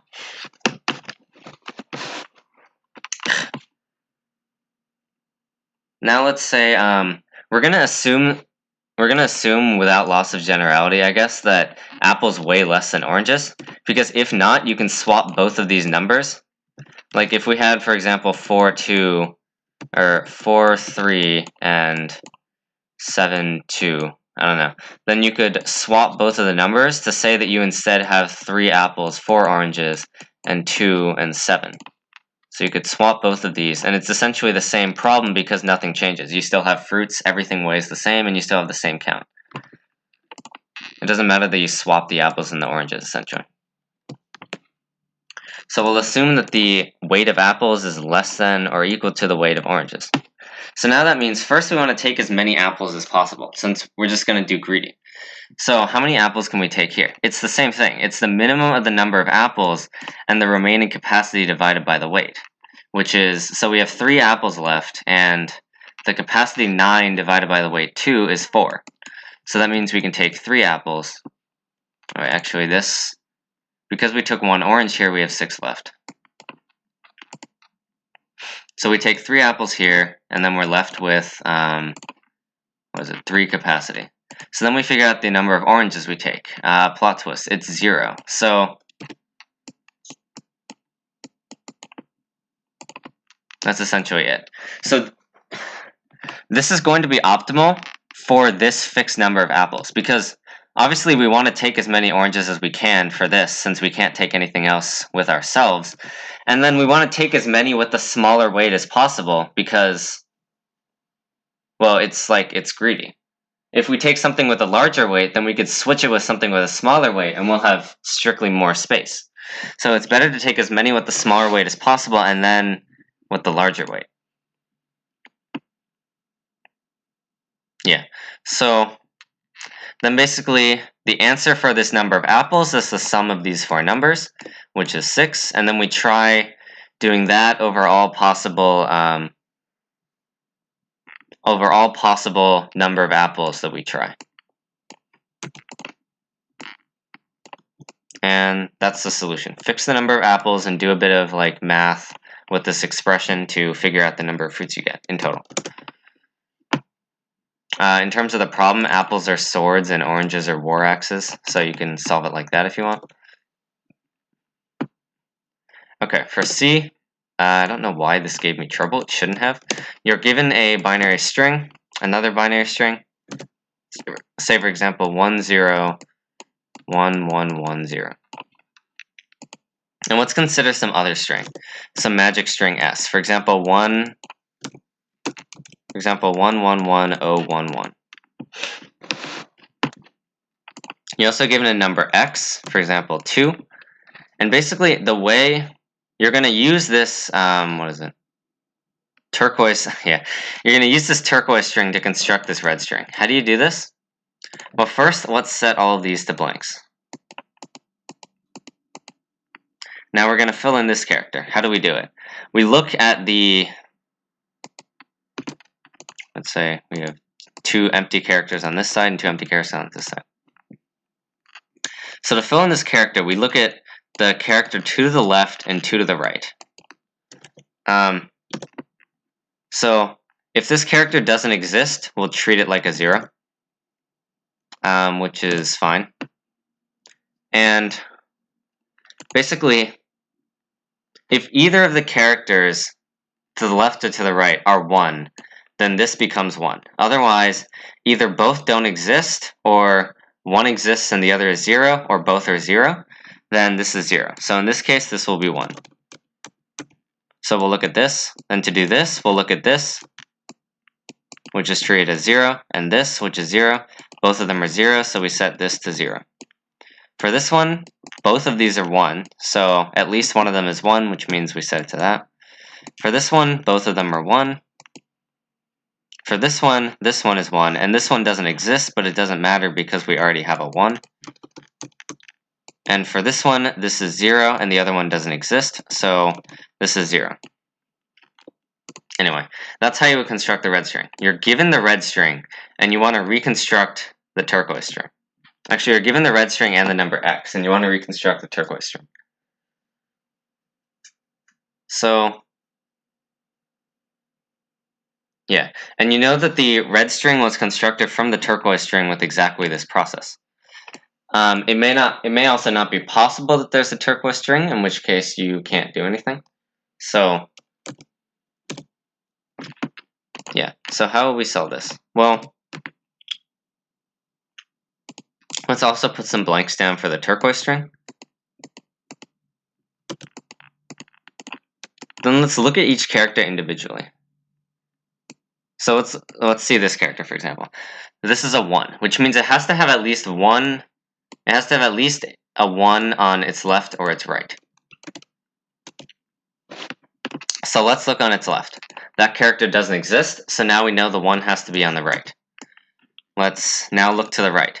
This character is not yet set, but now we know it has to be a 1, so we do that. So now we look at this character. The character 2, it has to be 0. So, well, it has to be 0. So what we do is we look at the character to the left. It's 0, so that's fine. And we look at this, and if this character were to exist, it would have to be 0 because we can't have any 1 next to it. So now this character also has to be 0, and it's not set yet, so we'll just set it to 0.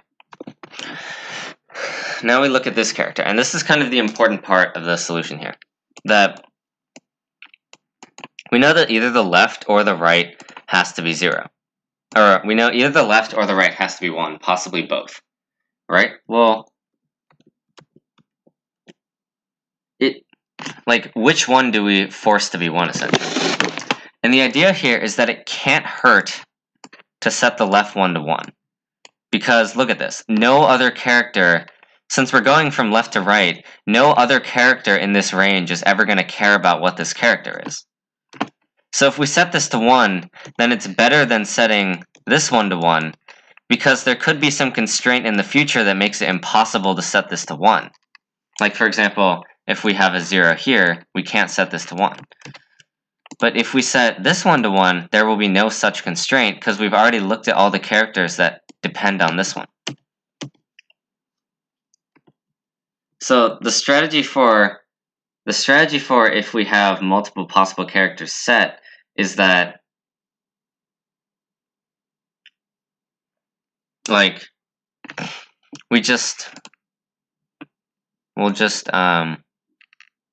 like, it's better to do it on the left, essentially. That's what I'm saying.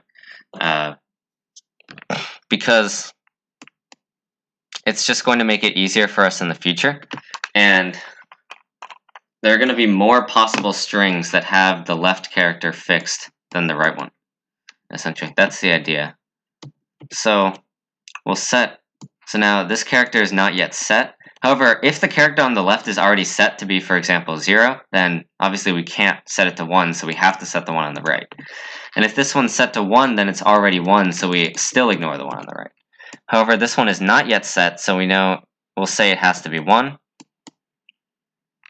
Now we look at this character, and by the same principle, we would rather set the one on the left to 1 than the one on the right. So we'll set this to 1.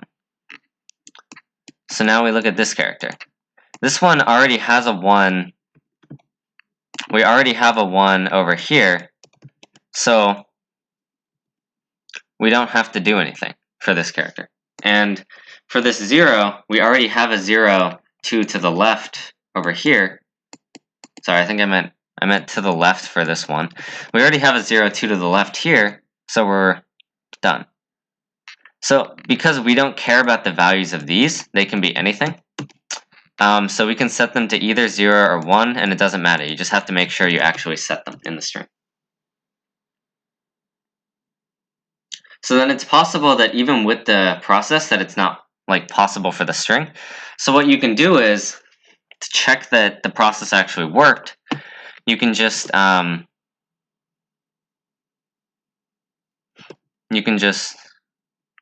essentially construct the red string explicitly using the blue string or the turquoise string, and then see if it's the same.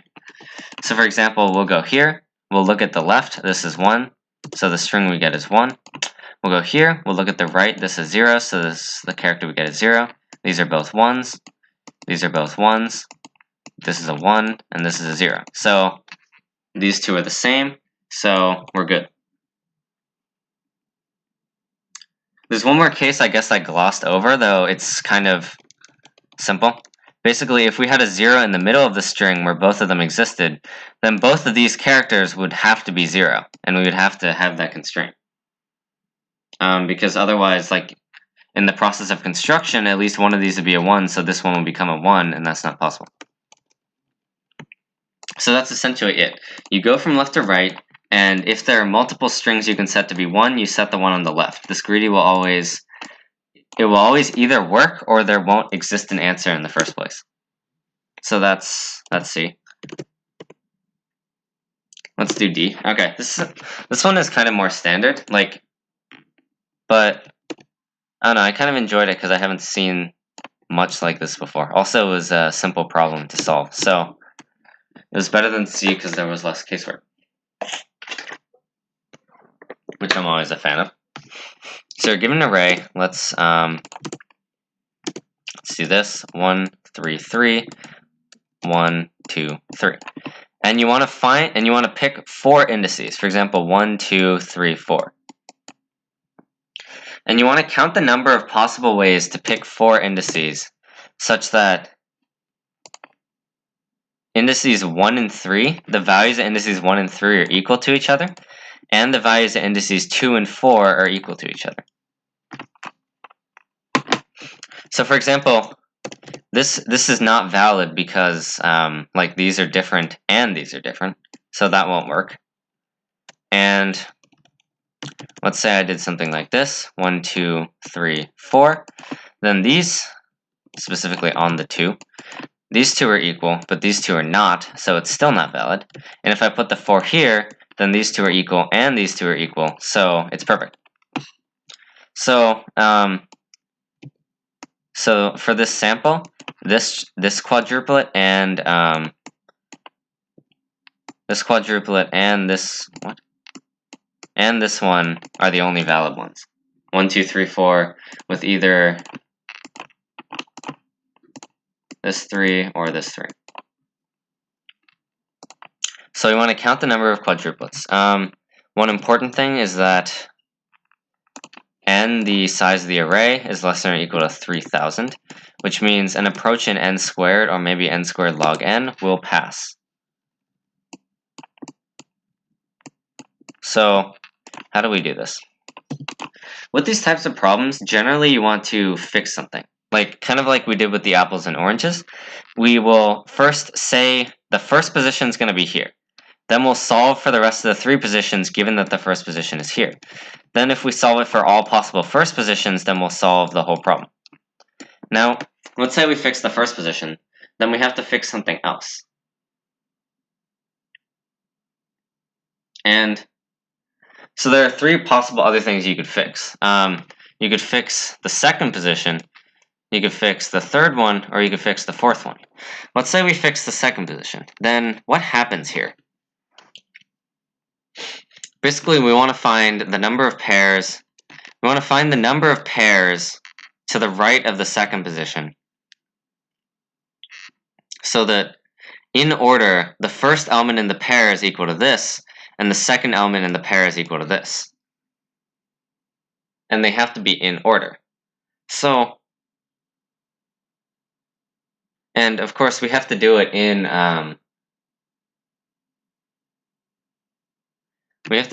n squared time, or n squared log n. And the issue is this second value changes all the time. So it's hard to keep track of the number of pairs we have.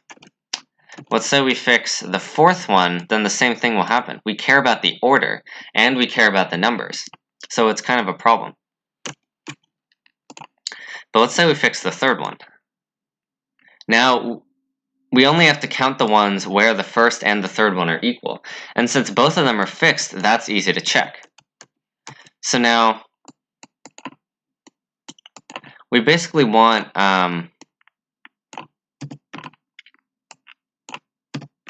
now we want the number of pairs where one element is to the left of this, one element is to the right, and they're equal. So for example, here there are 2 such pairs. And we only add that to the answer if this is equal to this. So even though the third element is constantly changing as we sweep it to the right, we don't care about what it changes except for comparing it to the first element. So let's think about how we would do this. This seems good because this is easier since we don't care about order and we don't care about the fact that the third element is constantly changing. All we need to do is count the number of things to the left and to the right that are equal. So let's think of these like sets, where here essentially we start the third position here. Now obviously there's nothing to the left, so there's no valid pairs, but let's say for example we have everything on the right now. So obviously we have 0 pairs, or we have 0 valid pairs here. Yeah. And on the left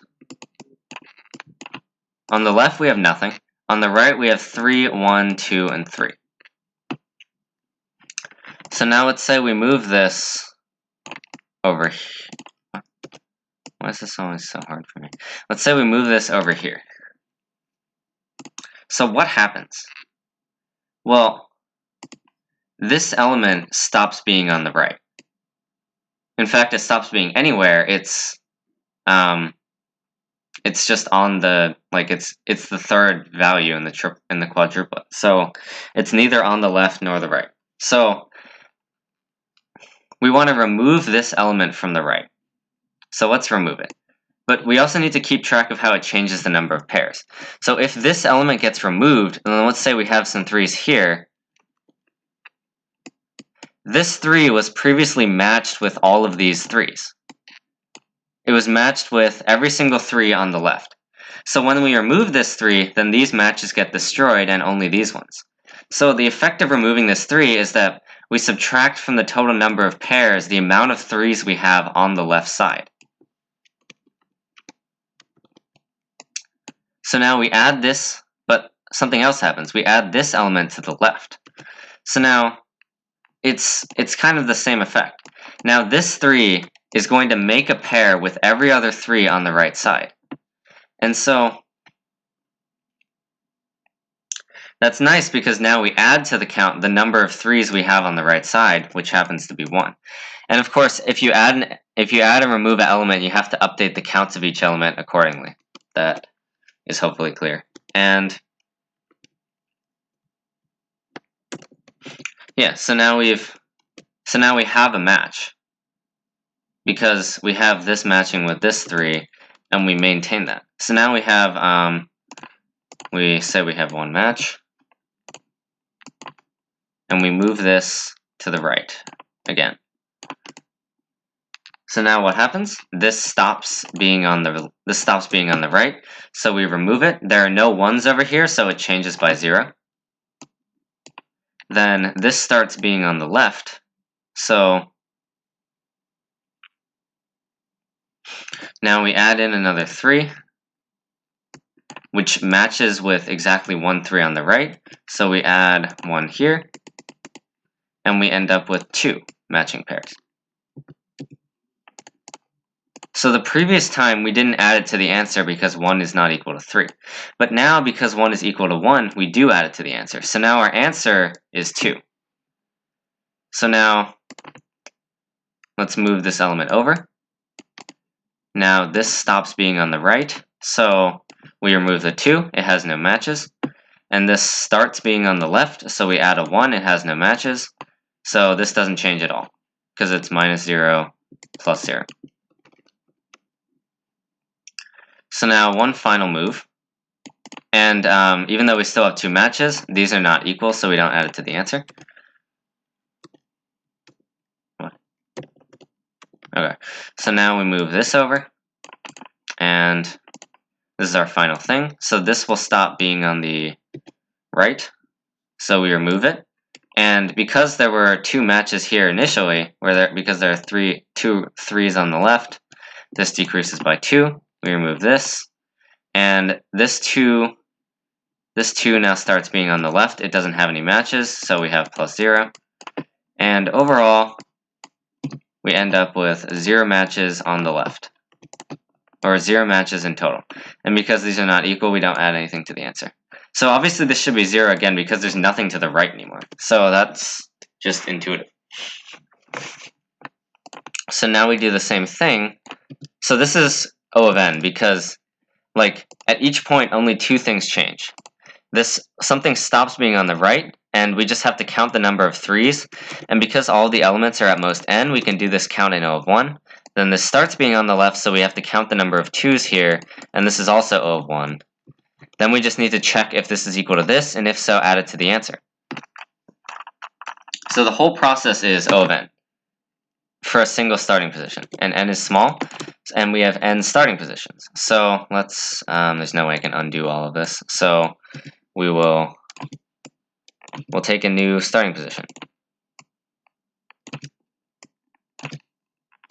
The answer is still 2. And so now we start here, and we start with the things on the right are 1, 2, and 3, and we start here. So now once we move this over, we do the exact same thing. This will stop being on the right, this will start being on the left, and we do the exact same counting, except now we compare the 4th element, or the 3rd position with the 1st position, with the new 1st position instead of where it was originally. Then we do all this solving, and then we move the 1st position over to the 3rd position, or to the 3rd index, then the 4th, and then the 5th, then the 6th, and we sum all this up, and that's done. That's the solution to it. So in total, we have O of n possibilities for the first position, and we have O of n possibilities for the third position. Each transition is O of 1. So we have O of n times 1 equals O of n squared. And in terms of runtime, this is very clean. So that's D. We'll move on to E. E is kind of cool. You're given an array. I'm going to abstract out the multiset part. So you're given an array, and let's say, for example, 1, 4, 1, 4. This is not the sample. I'm changing it a bit. You're given an array, and what you want to do is you want to make all of the elements equal to 0. There are two operations you can do to do this. You can pick some left index and some right index and decrease everything between the left and the right. So, for example, this will be, after we do this, the new array will be 03, 04. Or you can do something else. You can pick one index and some number x, for example, 2, such that, for example, x is less than or equal to the element, and you can subtract that number. So now here we'll have 1, 2, 1, and 4. Okay. So what do we do now? And we want to do it to make all of these 0. So one thing to note, the operation of subtracting 1 from each element on an interval will only work if all of the elements are greater than 0. So we can't do this because this would make something negative, and that's not possible. So instead we have to not do that. Like if we wanted to subtract everything, we would subtract from this interval and then from this interval, and we would have to skim around this 0. Cool. And we want to find the minimum number of such operations to make the array, to make the whole array 0. So let's notice something first of all. This is the second sample, which I'll use, and we'll just block this part out for now. Yeah. So this is the second sample. Basically, when you have a 0, it splits the problem into a bunch of different subproblems. Because both of our operations can't touch the 0. Like if we decrease from an interval, this 0 is blocking it, so we can't do that. And if we decrease a single element, obviously it has nothing to do with the 0. So these arrays are all actually separate, and we have to solve individually for each of these arrays, then combine them for the final answer. So that's one thing. Another thing is that there are only two things. Another observation is that you only want to decrease from an element at most once. Because let's say we do -2 and then later we do -1. But we can just combine these into one operation and make that -3. So we only do one decrease at most in each index. Now let's do an ordering where Another thing is that the order of the operations you do doesn't matter, because you're just subtracting, and subtracting is associative. Or commutative. Yeah, commutative, I think. Actually, no, you're subtracting itself is not commutative, but you're adding negative numbers, which is commutative. Anyway, that's kind of mathy notation. The point is the order of the operations doesn't matter. So let's say let's define an order where we first do all of the range subtraction operations, and then finally for every element that's greater than 0, let's say we do some stuff like this. So we reduce it to 0, 3, 1, 2. Then we do a subtraction here, so we have 0, 2, 0. How did that become 4? Yeah, so then we have 0, 2, 0, 3. And then once we do all the range subtractions, for every element that's greater than 0, we'll just subtract it from itself and make it 0. So let's define an order like that. So now when we're solving for a subarray, there are two things we can do. Either we do a bunch of subtract operations, either we do a bunch of range subtract operations, then we break this into several subproblems, or we say that's not worth it, and for every element that's greater than 0, we just subtract itself. Like, those are our two cases. Either we do some number of range subtract operations, or we don't. And if we do some number of range subtract operations, then, first of all, the amount, it's also always optimal to do these on the whole array. Because say we didn't, right? Like, let's say we have 1, 3, 0, 3. Then we do some other range subtract operation. Well, we can combine it, like we do this, for example. Like, we can combine these two, so it's instead of this and that, it's instead this and that. And these are equivalent, except one of them uses the whole array. So we can always make it so the operations will be on the whole array that we're solving for. So if we're going to do some of these operations, then we want to do them until we make an element 0.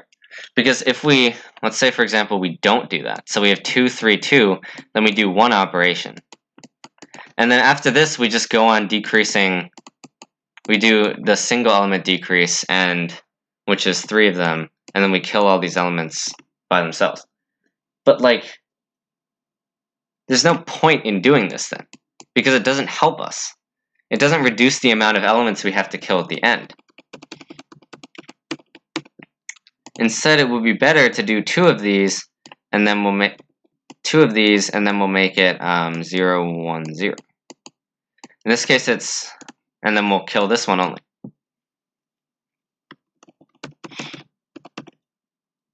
So these are the observations we're armed with. Now we have to turn this into a solution. So let's define like a recursive solve function, where we solve for some subarray. So right now we're solving for the whole array. Okay, so now there are two things we can do. Either we do some number of range subtracts, or we don't. We just kill everything individually. So the answer, if we kill everything individually, is just the length, the number of elements we have to kill, which is 4. So either we do 4 or we do better by having some number of range subtract operations. So now what we do is we find the minimum among these, because we want to make at least one of them 0. So the minimum is 1, so we'll do one operation, and now we'll end up with a new array, 0, 3, 0, 3. We do want to modify the array, because if we modify the array, it doesn't matter, because this doesn't depend on the array elements, as long as they're not 0, so we'll already have considered this option. So now we have 0, 3, 0, 3. So we have 2 zeros here, which means now we have 2 separate subproblems, namely this and this. So now the answer is 1 plus the cost to solve from 2 to 2, 1 index, and the cost to solve from 4 to 4.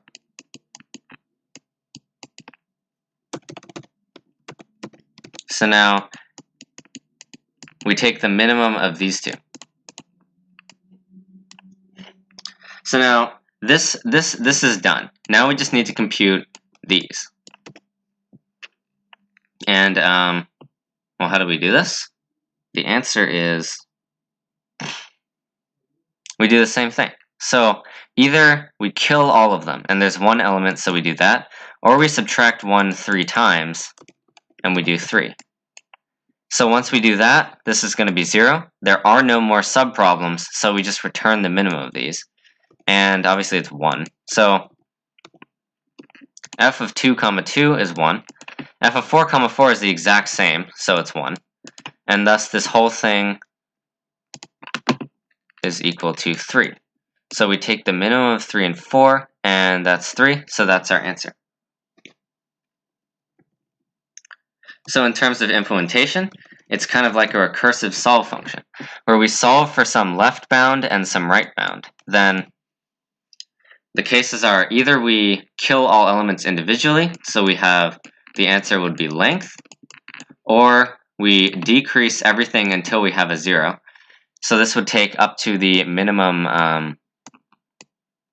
So first we find the minimum of these, in this case it's 1.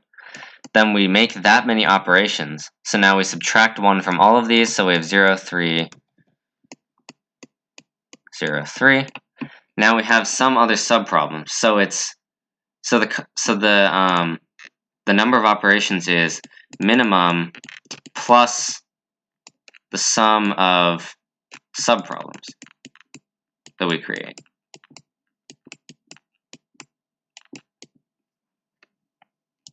And for example, here we'll create some other subproblems. And if the initial array has zeros, then we want to be careful here. Yeah, we do want to be careful. There are some smooth ways you can do this. For example, you can say if the array has 0, then add 1 to everything, and then subtract 1 from the final answer at the end. This will work because in both cases, it always takes at least one more operation. So, actually, I'm not sure if that's right, so don't quote me on that, but that is one possible thing you can do. Another is if you have code to break this into subproblems, you might as well run that on the beginning too. So, the answer will be the sum of all of these. Yeah. That, or you can actually just run the solve function on this, and you can say the length will exclude everything. We'll say the length is actually the number of elements that aren't 0. There are many ways you can implement having zeros in the beginning. What I did was I just did this. I broke it into the subproblems initially, then I solved for this, solved for this, solved for this, and summed them up. Whatever you do, it's not that big a deal. And yeah. So now let's talk about complexity. You may think, because of some dynamic programming analysis, that, well, it's kind of DP, that this is O of n cubed. And why is this so? Because you have O of n possible values for the left. I'll use a different color. You have O of n different possibilities for the left, O of n possibilities for the right, and each thing takes O of n time to solve. Right? So this is a scam because n is 5,000. That's absolutely going to time out. But like, this actually isn't true. Think of the number of times we solve subproblems. Let's say, for example, here. So we have 1, 4, 1, 4. Now we solve this. Right? So now we reduce this to 0, 3, 0, 3. Now the sum of the time it takes to solve each of these subproblems is O of n, because the sum of them is O of n. So let's say, like, think of it like a recursion tree, for example. So we have f of 0, 3, which branches and calls on f of 2 and 2, and f of 1 and 1, this is now 0 indexing, so I'm inconsistent here, and f of 3 and 3. And then let's say even these called their own functions and somehow like recursively solve this. I'll say each level of the tree takes O of n. Because these don't overlap. Like there's no overlap between these because they're divided by zeros. I mean, they're split up by zeros. So this is O of n, this is O of n, and every other level we have is going to be O of n in total. Now, how many levels do we have? Well, we get another level every time we create new subproblems, but every time we go down to another level, at least one element becomes a zero. So for example, let's say we have 4 non-zeros, or let's say we have 0 zeros here. Then here, we'll have at least 1 0, and in this case, we'll actually have 2 zeros. Then once we get down here, we'll have 4 zeros. So once the number of zeros gets to n, we're done. And because each time we increase by a number at least 1, we have only at most n levels to this tree. And each level takes O of n time to compute, so in total, the complexity is actually only O of n times, can't draw an asterisk for my life, O of n times O of n, which is O of n squared. And for n equals 5,000, the generous time limit, this is totally fine. And in fact, this was, yeah, my solution was very fast. It was 31 milliseconds. Since it's very hard to get the actual like worst case O of n squared complexity, so yeah, that is how you do E. Now I'm going to take a shot at explaining G. I'm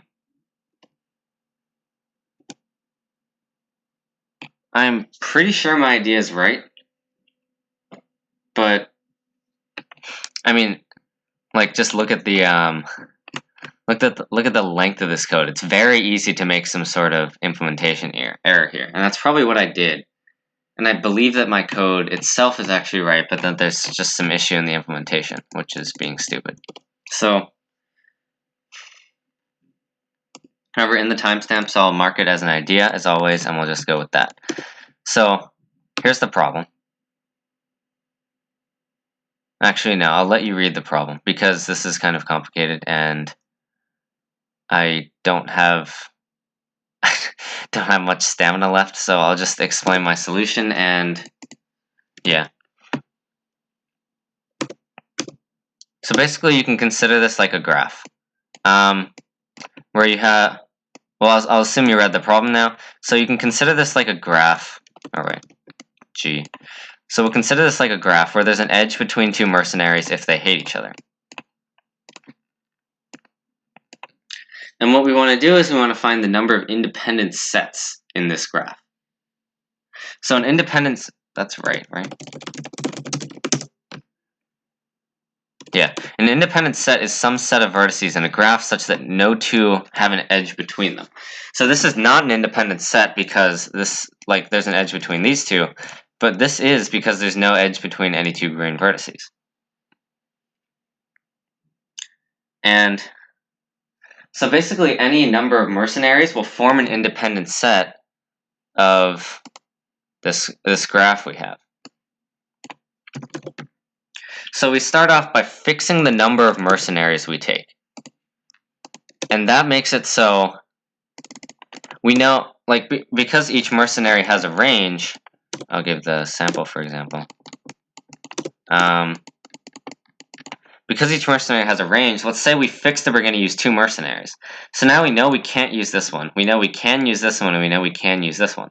Since 2 is not within this range, but it's within all of these. So that's the first part. Now we have to solve each subproblem in sublinear time.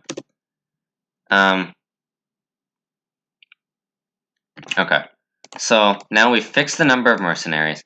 Then how do we solve it for a fixed number? Let's say there were no edges. Then we have some number, n. Where's some number like, I don't know, R, which is the number of mercenaries that we can take. It is the number of mercenaries that our selection has that range. Then we also have some values here, for example, or we have some number of mercenaries that we want to take. Let's say we fix that there are 2 mercenaries, so let's say that's K. Then out of our possible total mercenaries, we have to choose K of them. So if there are no edges, it's simply just R choose K. This is basic combinatorics. And we have a modulo that's prime, so that's easy to compute. Okay, but now we have edges. So that's the problem. However, this is incredibly important. The number of edges is at most 20. So there are at most 40 vertices that are touched by an edge. Everything else we know is independent of every other mercenary we take.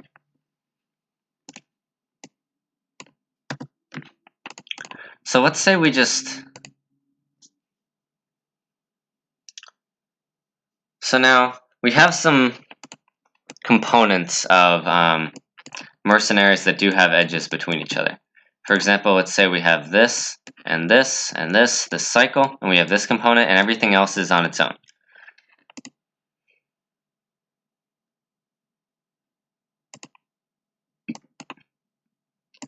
And there are at most 40 of these special vertices. So basically, what we want to do is, for each component, we want to find the number of independent sets. Then we can combine these components using a dynamic programming.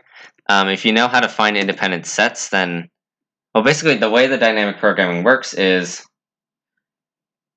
like, we'll store the number of independent sets with length 0, 1, 2, 3, and up until like 2m, for example, which is the number of possible special nodes we have. Then at the end, we want to find, for all the special nodes, just the number of independent sets of each size. Then we can do some math with the rest of these and some extra combinatorics, given that we have a fixed size. So it's like R minus, let's say I, which is the size of the set we take, choose, actually no, it's R minus, like, the number of special vertices that are toggled, and we'll say a vertex is toggled if, like, the amount we choose to take is within its range. So for example, let's say this, this, this, this, and this. Then we'll call this the number of toggled vertices that are special. So this is R minus special toggled, because, like, we know we're either already using these 5 or we don't, so we only have to choose within the remaining number. And then it's R minus the number of toggled, choose, and the remaining number we have left to choose is, it's the value we have, which is I, minus, let's say we have an independent set of size 2, or we have the number of independent sets of size 2 in these vertices. Then this will be 2, we'll call that J, and I'll color it orange. So it's R minus the count of toggled of the special vertices, choose I minus J, which is the size of the independent set we take, times, let's call it dp of J. It's the number of independent sets of size J. That's what we add to the answer each time. And dp0 is 1 because there's always one way to have 0 vertices from these. So yeah, that's fun. So that everything else is simple. Now we just have to compute the dp values. And the way to do this is complicated. Let's say we had some way to solve for the amount let's say we had some way to solve for these counts in an individual component. Then the way we combine them is, actually, let's say we've solved for, like, the first 3 components, for example, and now we just solve for another one. Then all of the components are independent of each other. So regardless of whether we take 0, 1, or 2, we still have all of the other options for the remaining components. So let's say, for example, we can take 0, 1, 2, 3, or 4 from the remaining ones, and we can have 0, 1, or 2 for this current one that we're solving for. Then we can either take 0 from this, and 0 from this, 0 from this, and 1 from this, 0 from this, and 2 from this, etc. 1 from this, 2 from this, 2 from this, 3 from this, you know, just brute force all possible pairs. And then now we have like 6 possible, or we have up to 6 possible nodes we can take. So that's cool because,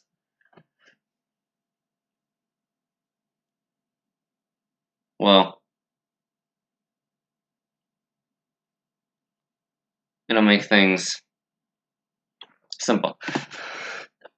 Note that the lengths of these lists are both at most like 40 because it's just the number of special nodes. So this kind of naive dynamic programming will only take 40 squared.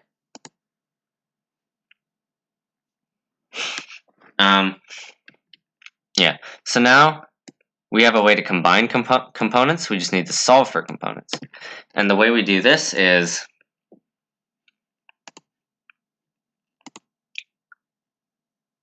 it's a strategy called meet in the middle.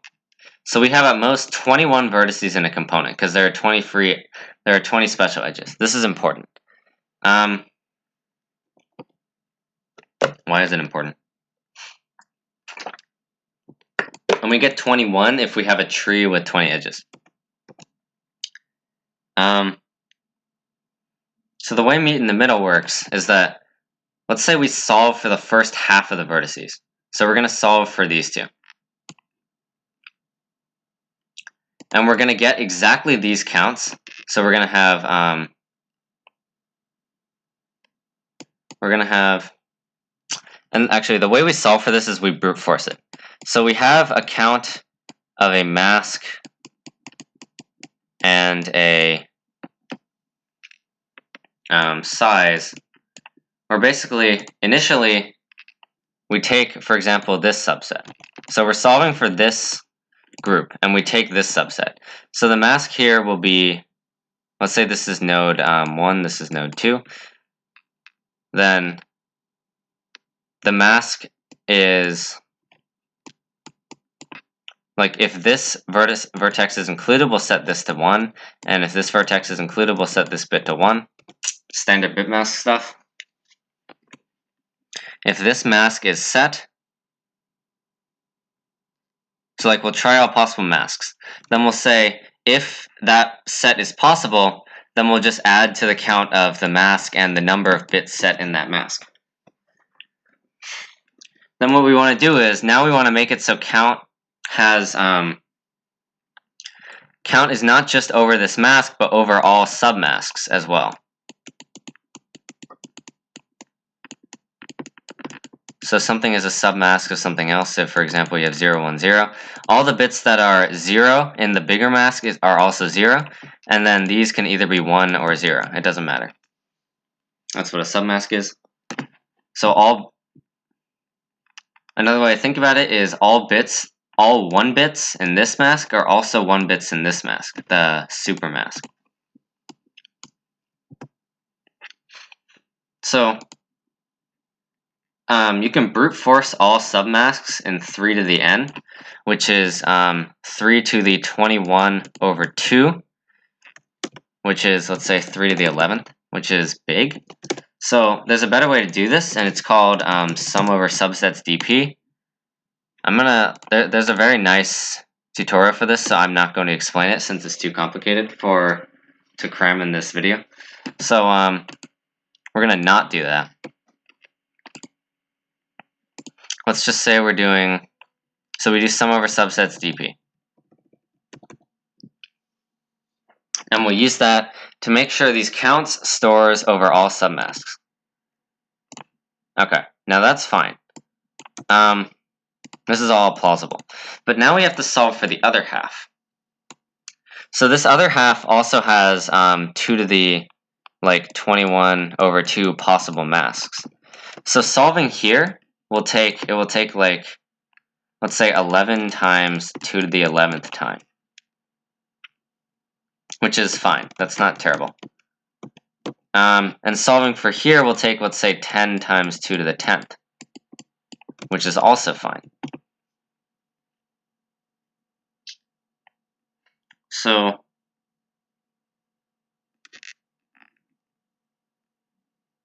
how do we do this? the way this works is, let's also fix the mask of vertices we use here. Then we want to find what we can do in the other set. So right now, we have no conflicts. So we can use both of these vertices in... So like, for example, we can solve for this mask and use that in the count, because neither of these vertices are invalidated yet by something we take here. So now let's say this edge didn't exist, right? So we'll take this vertex. Then once we take this vertex, it has an edge to this vertex, so we can't use this one anymore. Which means that we have to set this to 0, since it's invalidated now. But we can still use this vertex regardless of what we picked here. So now essentially we want to add the count of this mask, 0, 1, and all of the sizes to our total. And we'll keep a total like running count for all sizes. Now let's say this edge did exist. Then it would invalidate both of these vertices. So the mask we have is 0, 0, and that would be the mask we have to take. So we can get the mask we have to take in O of n times, since it's just the number of edges. Or O of m time, I guess. And it'd be the number of edges, then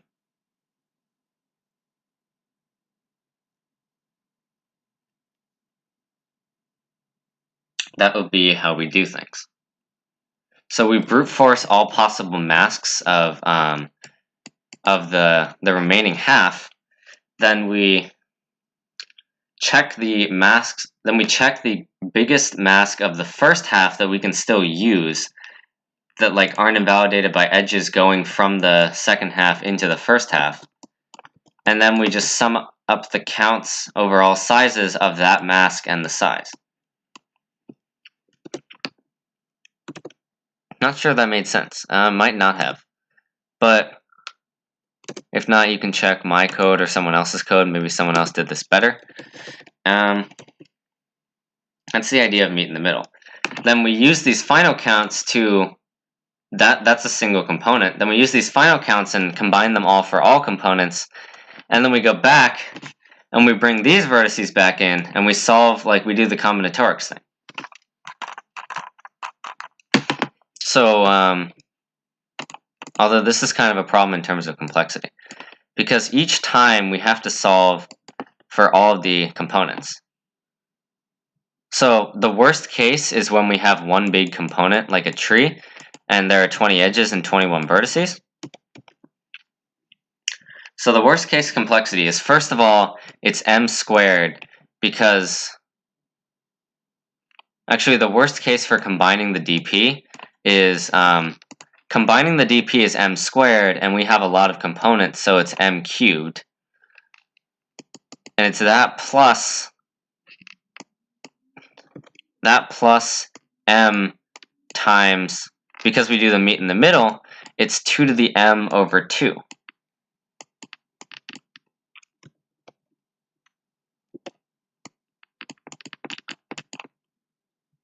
Okay, so because m is 20, let's say, so this is, and there are some extra constants on these. This is mostly like 4m cubed or 8m cubed, because we have a lot of possible vertices.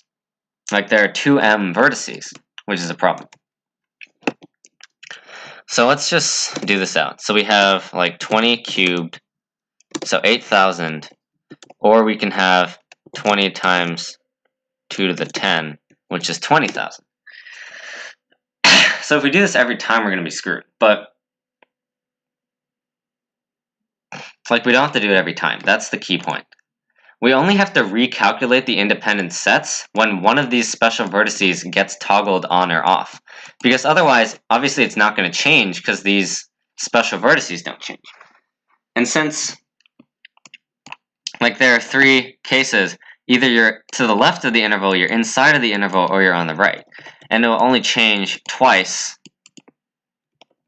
And there are at most 2m vertices where it matters. So it's 2m times 2 possible changes equals 4m equals 80 possible times that we have to recompute the independent sets. So if we only do it every time something changes, then our complexity also changes a bit.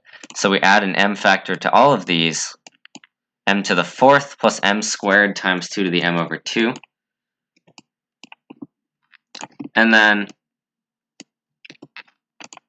all of this includes the n factor and doing the factorials and stuff. So we can do all that in like something in O of n, maybe n log n, I'm not sure. But this is like the final complexity. It will be m to the fourth plus m squared times 2 to the m over 2 plus n. This should pass because like n is relatively okay. There are 7 seconds and m is 20. So I think this is my idea.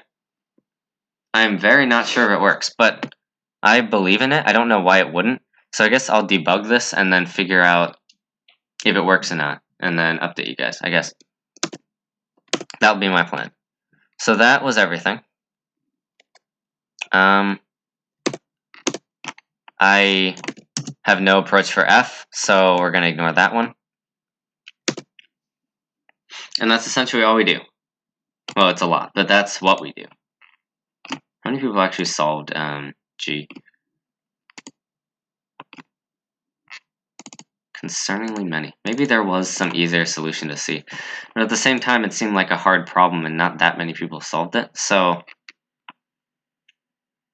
I'm not really sure. We will see. What rank could I have been if not for that stupid penalty? I think I would have had 84, so it wouldn't have made that much of a difference. Actually, I would have been 71st. Okay. Either way, it's still not less than or equal to 69, so we can't put in the title. That's the rule I'm using, because I don't know, why not? So that was A to E, part of G. Next up in terms of Codeforces is this round. Well, I won't do this because it like conflicts with something. But we have this round, which is a div 1. So I won't do a screencast because I want to be focused, but I will go over solutions at the end. So in terms of Codeforces, that's what's up next. Unless some other round like butts its way in 2 days from now, like a div 3 just appears out of nowhere, which has happened before. So we'll see. Anyway, that concludes the video. Yeah. See you guys.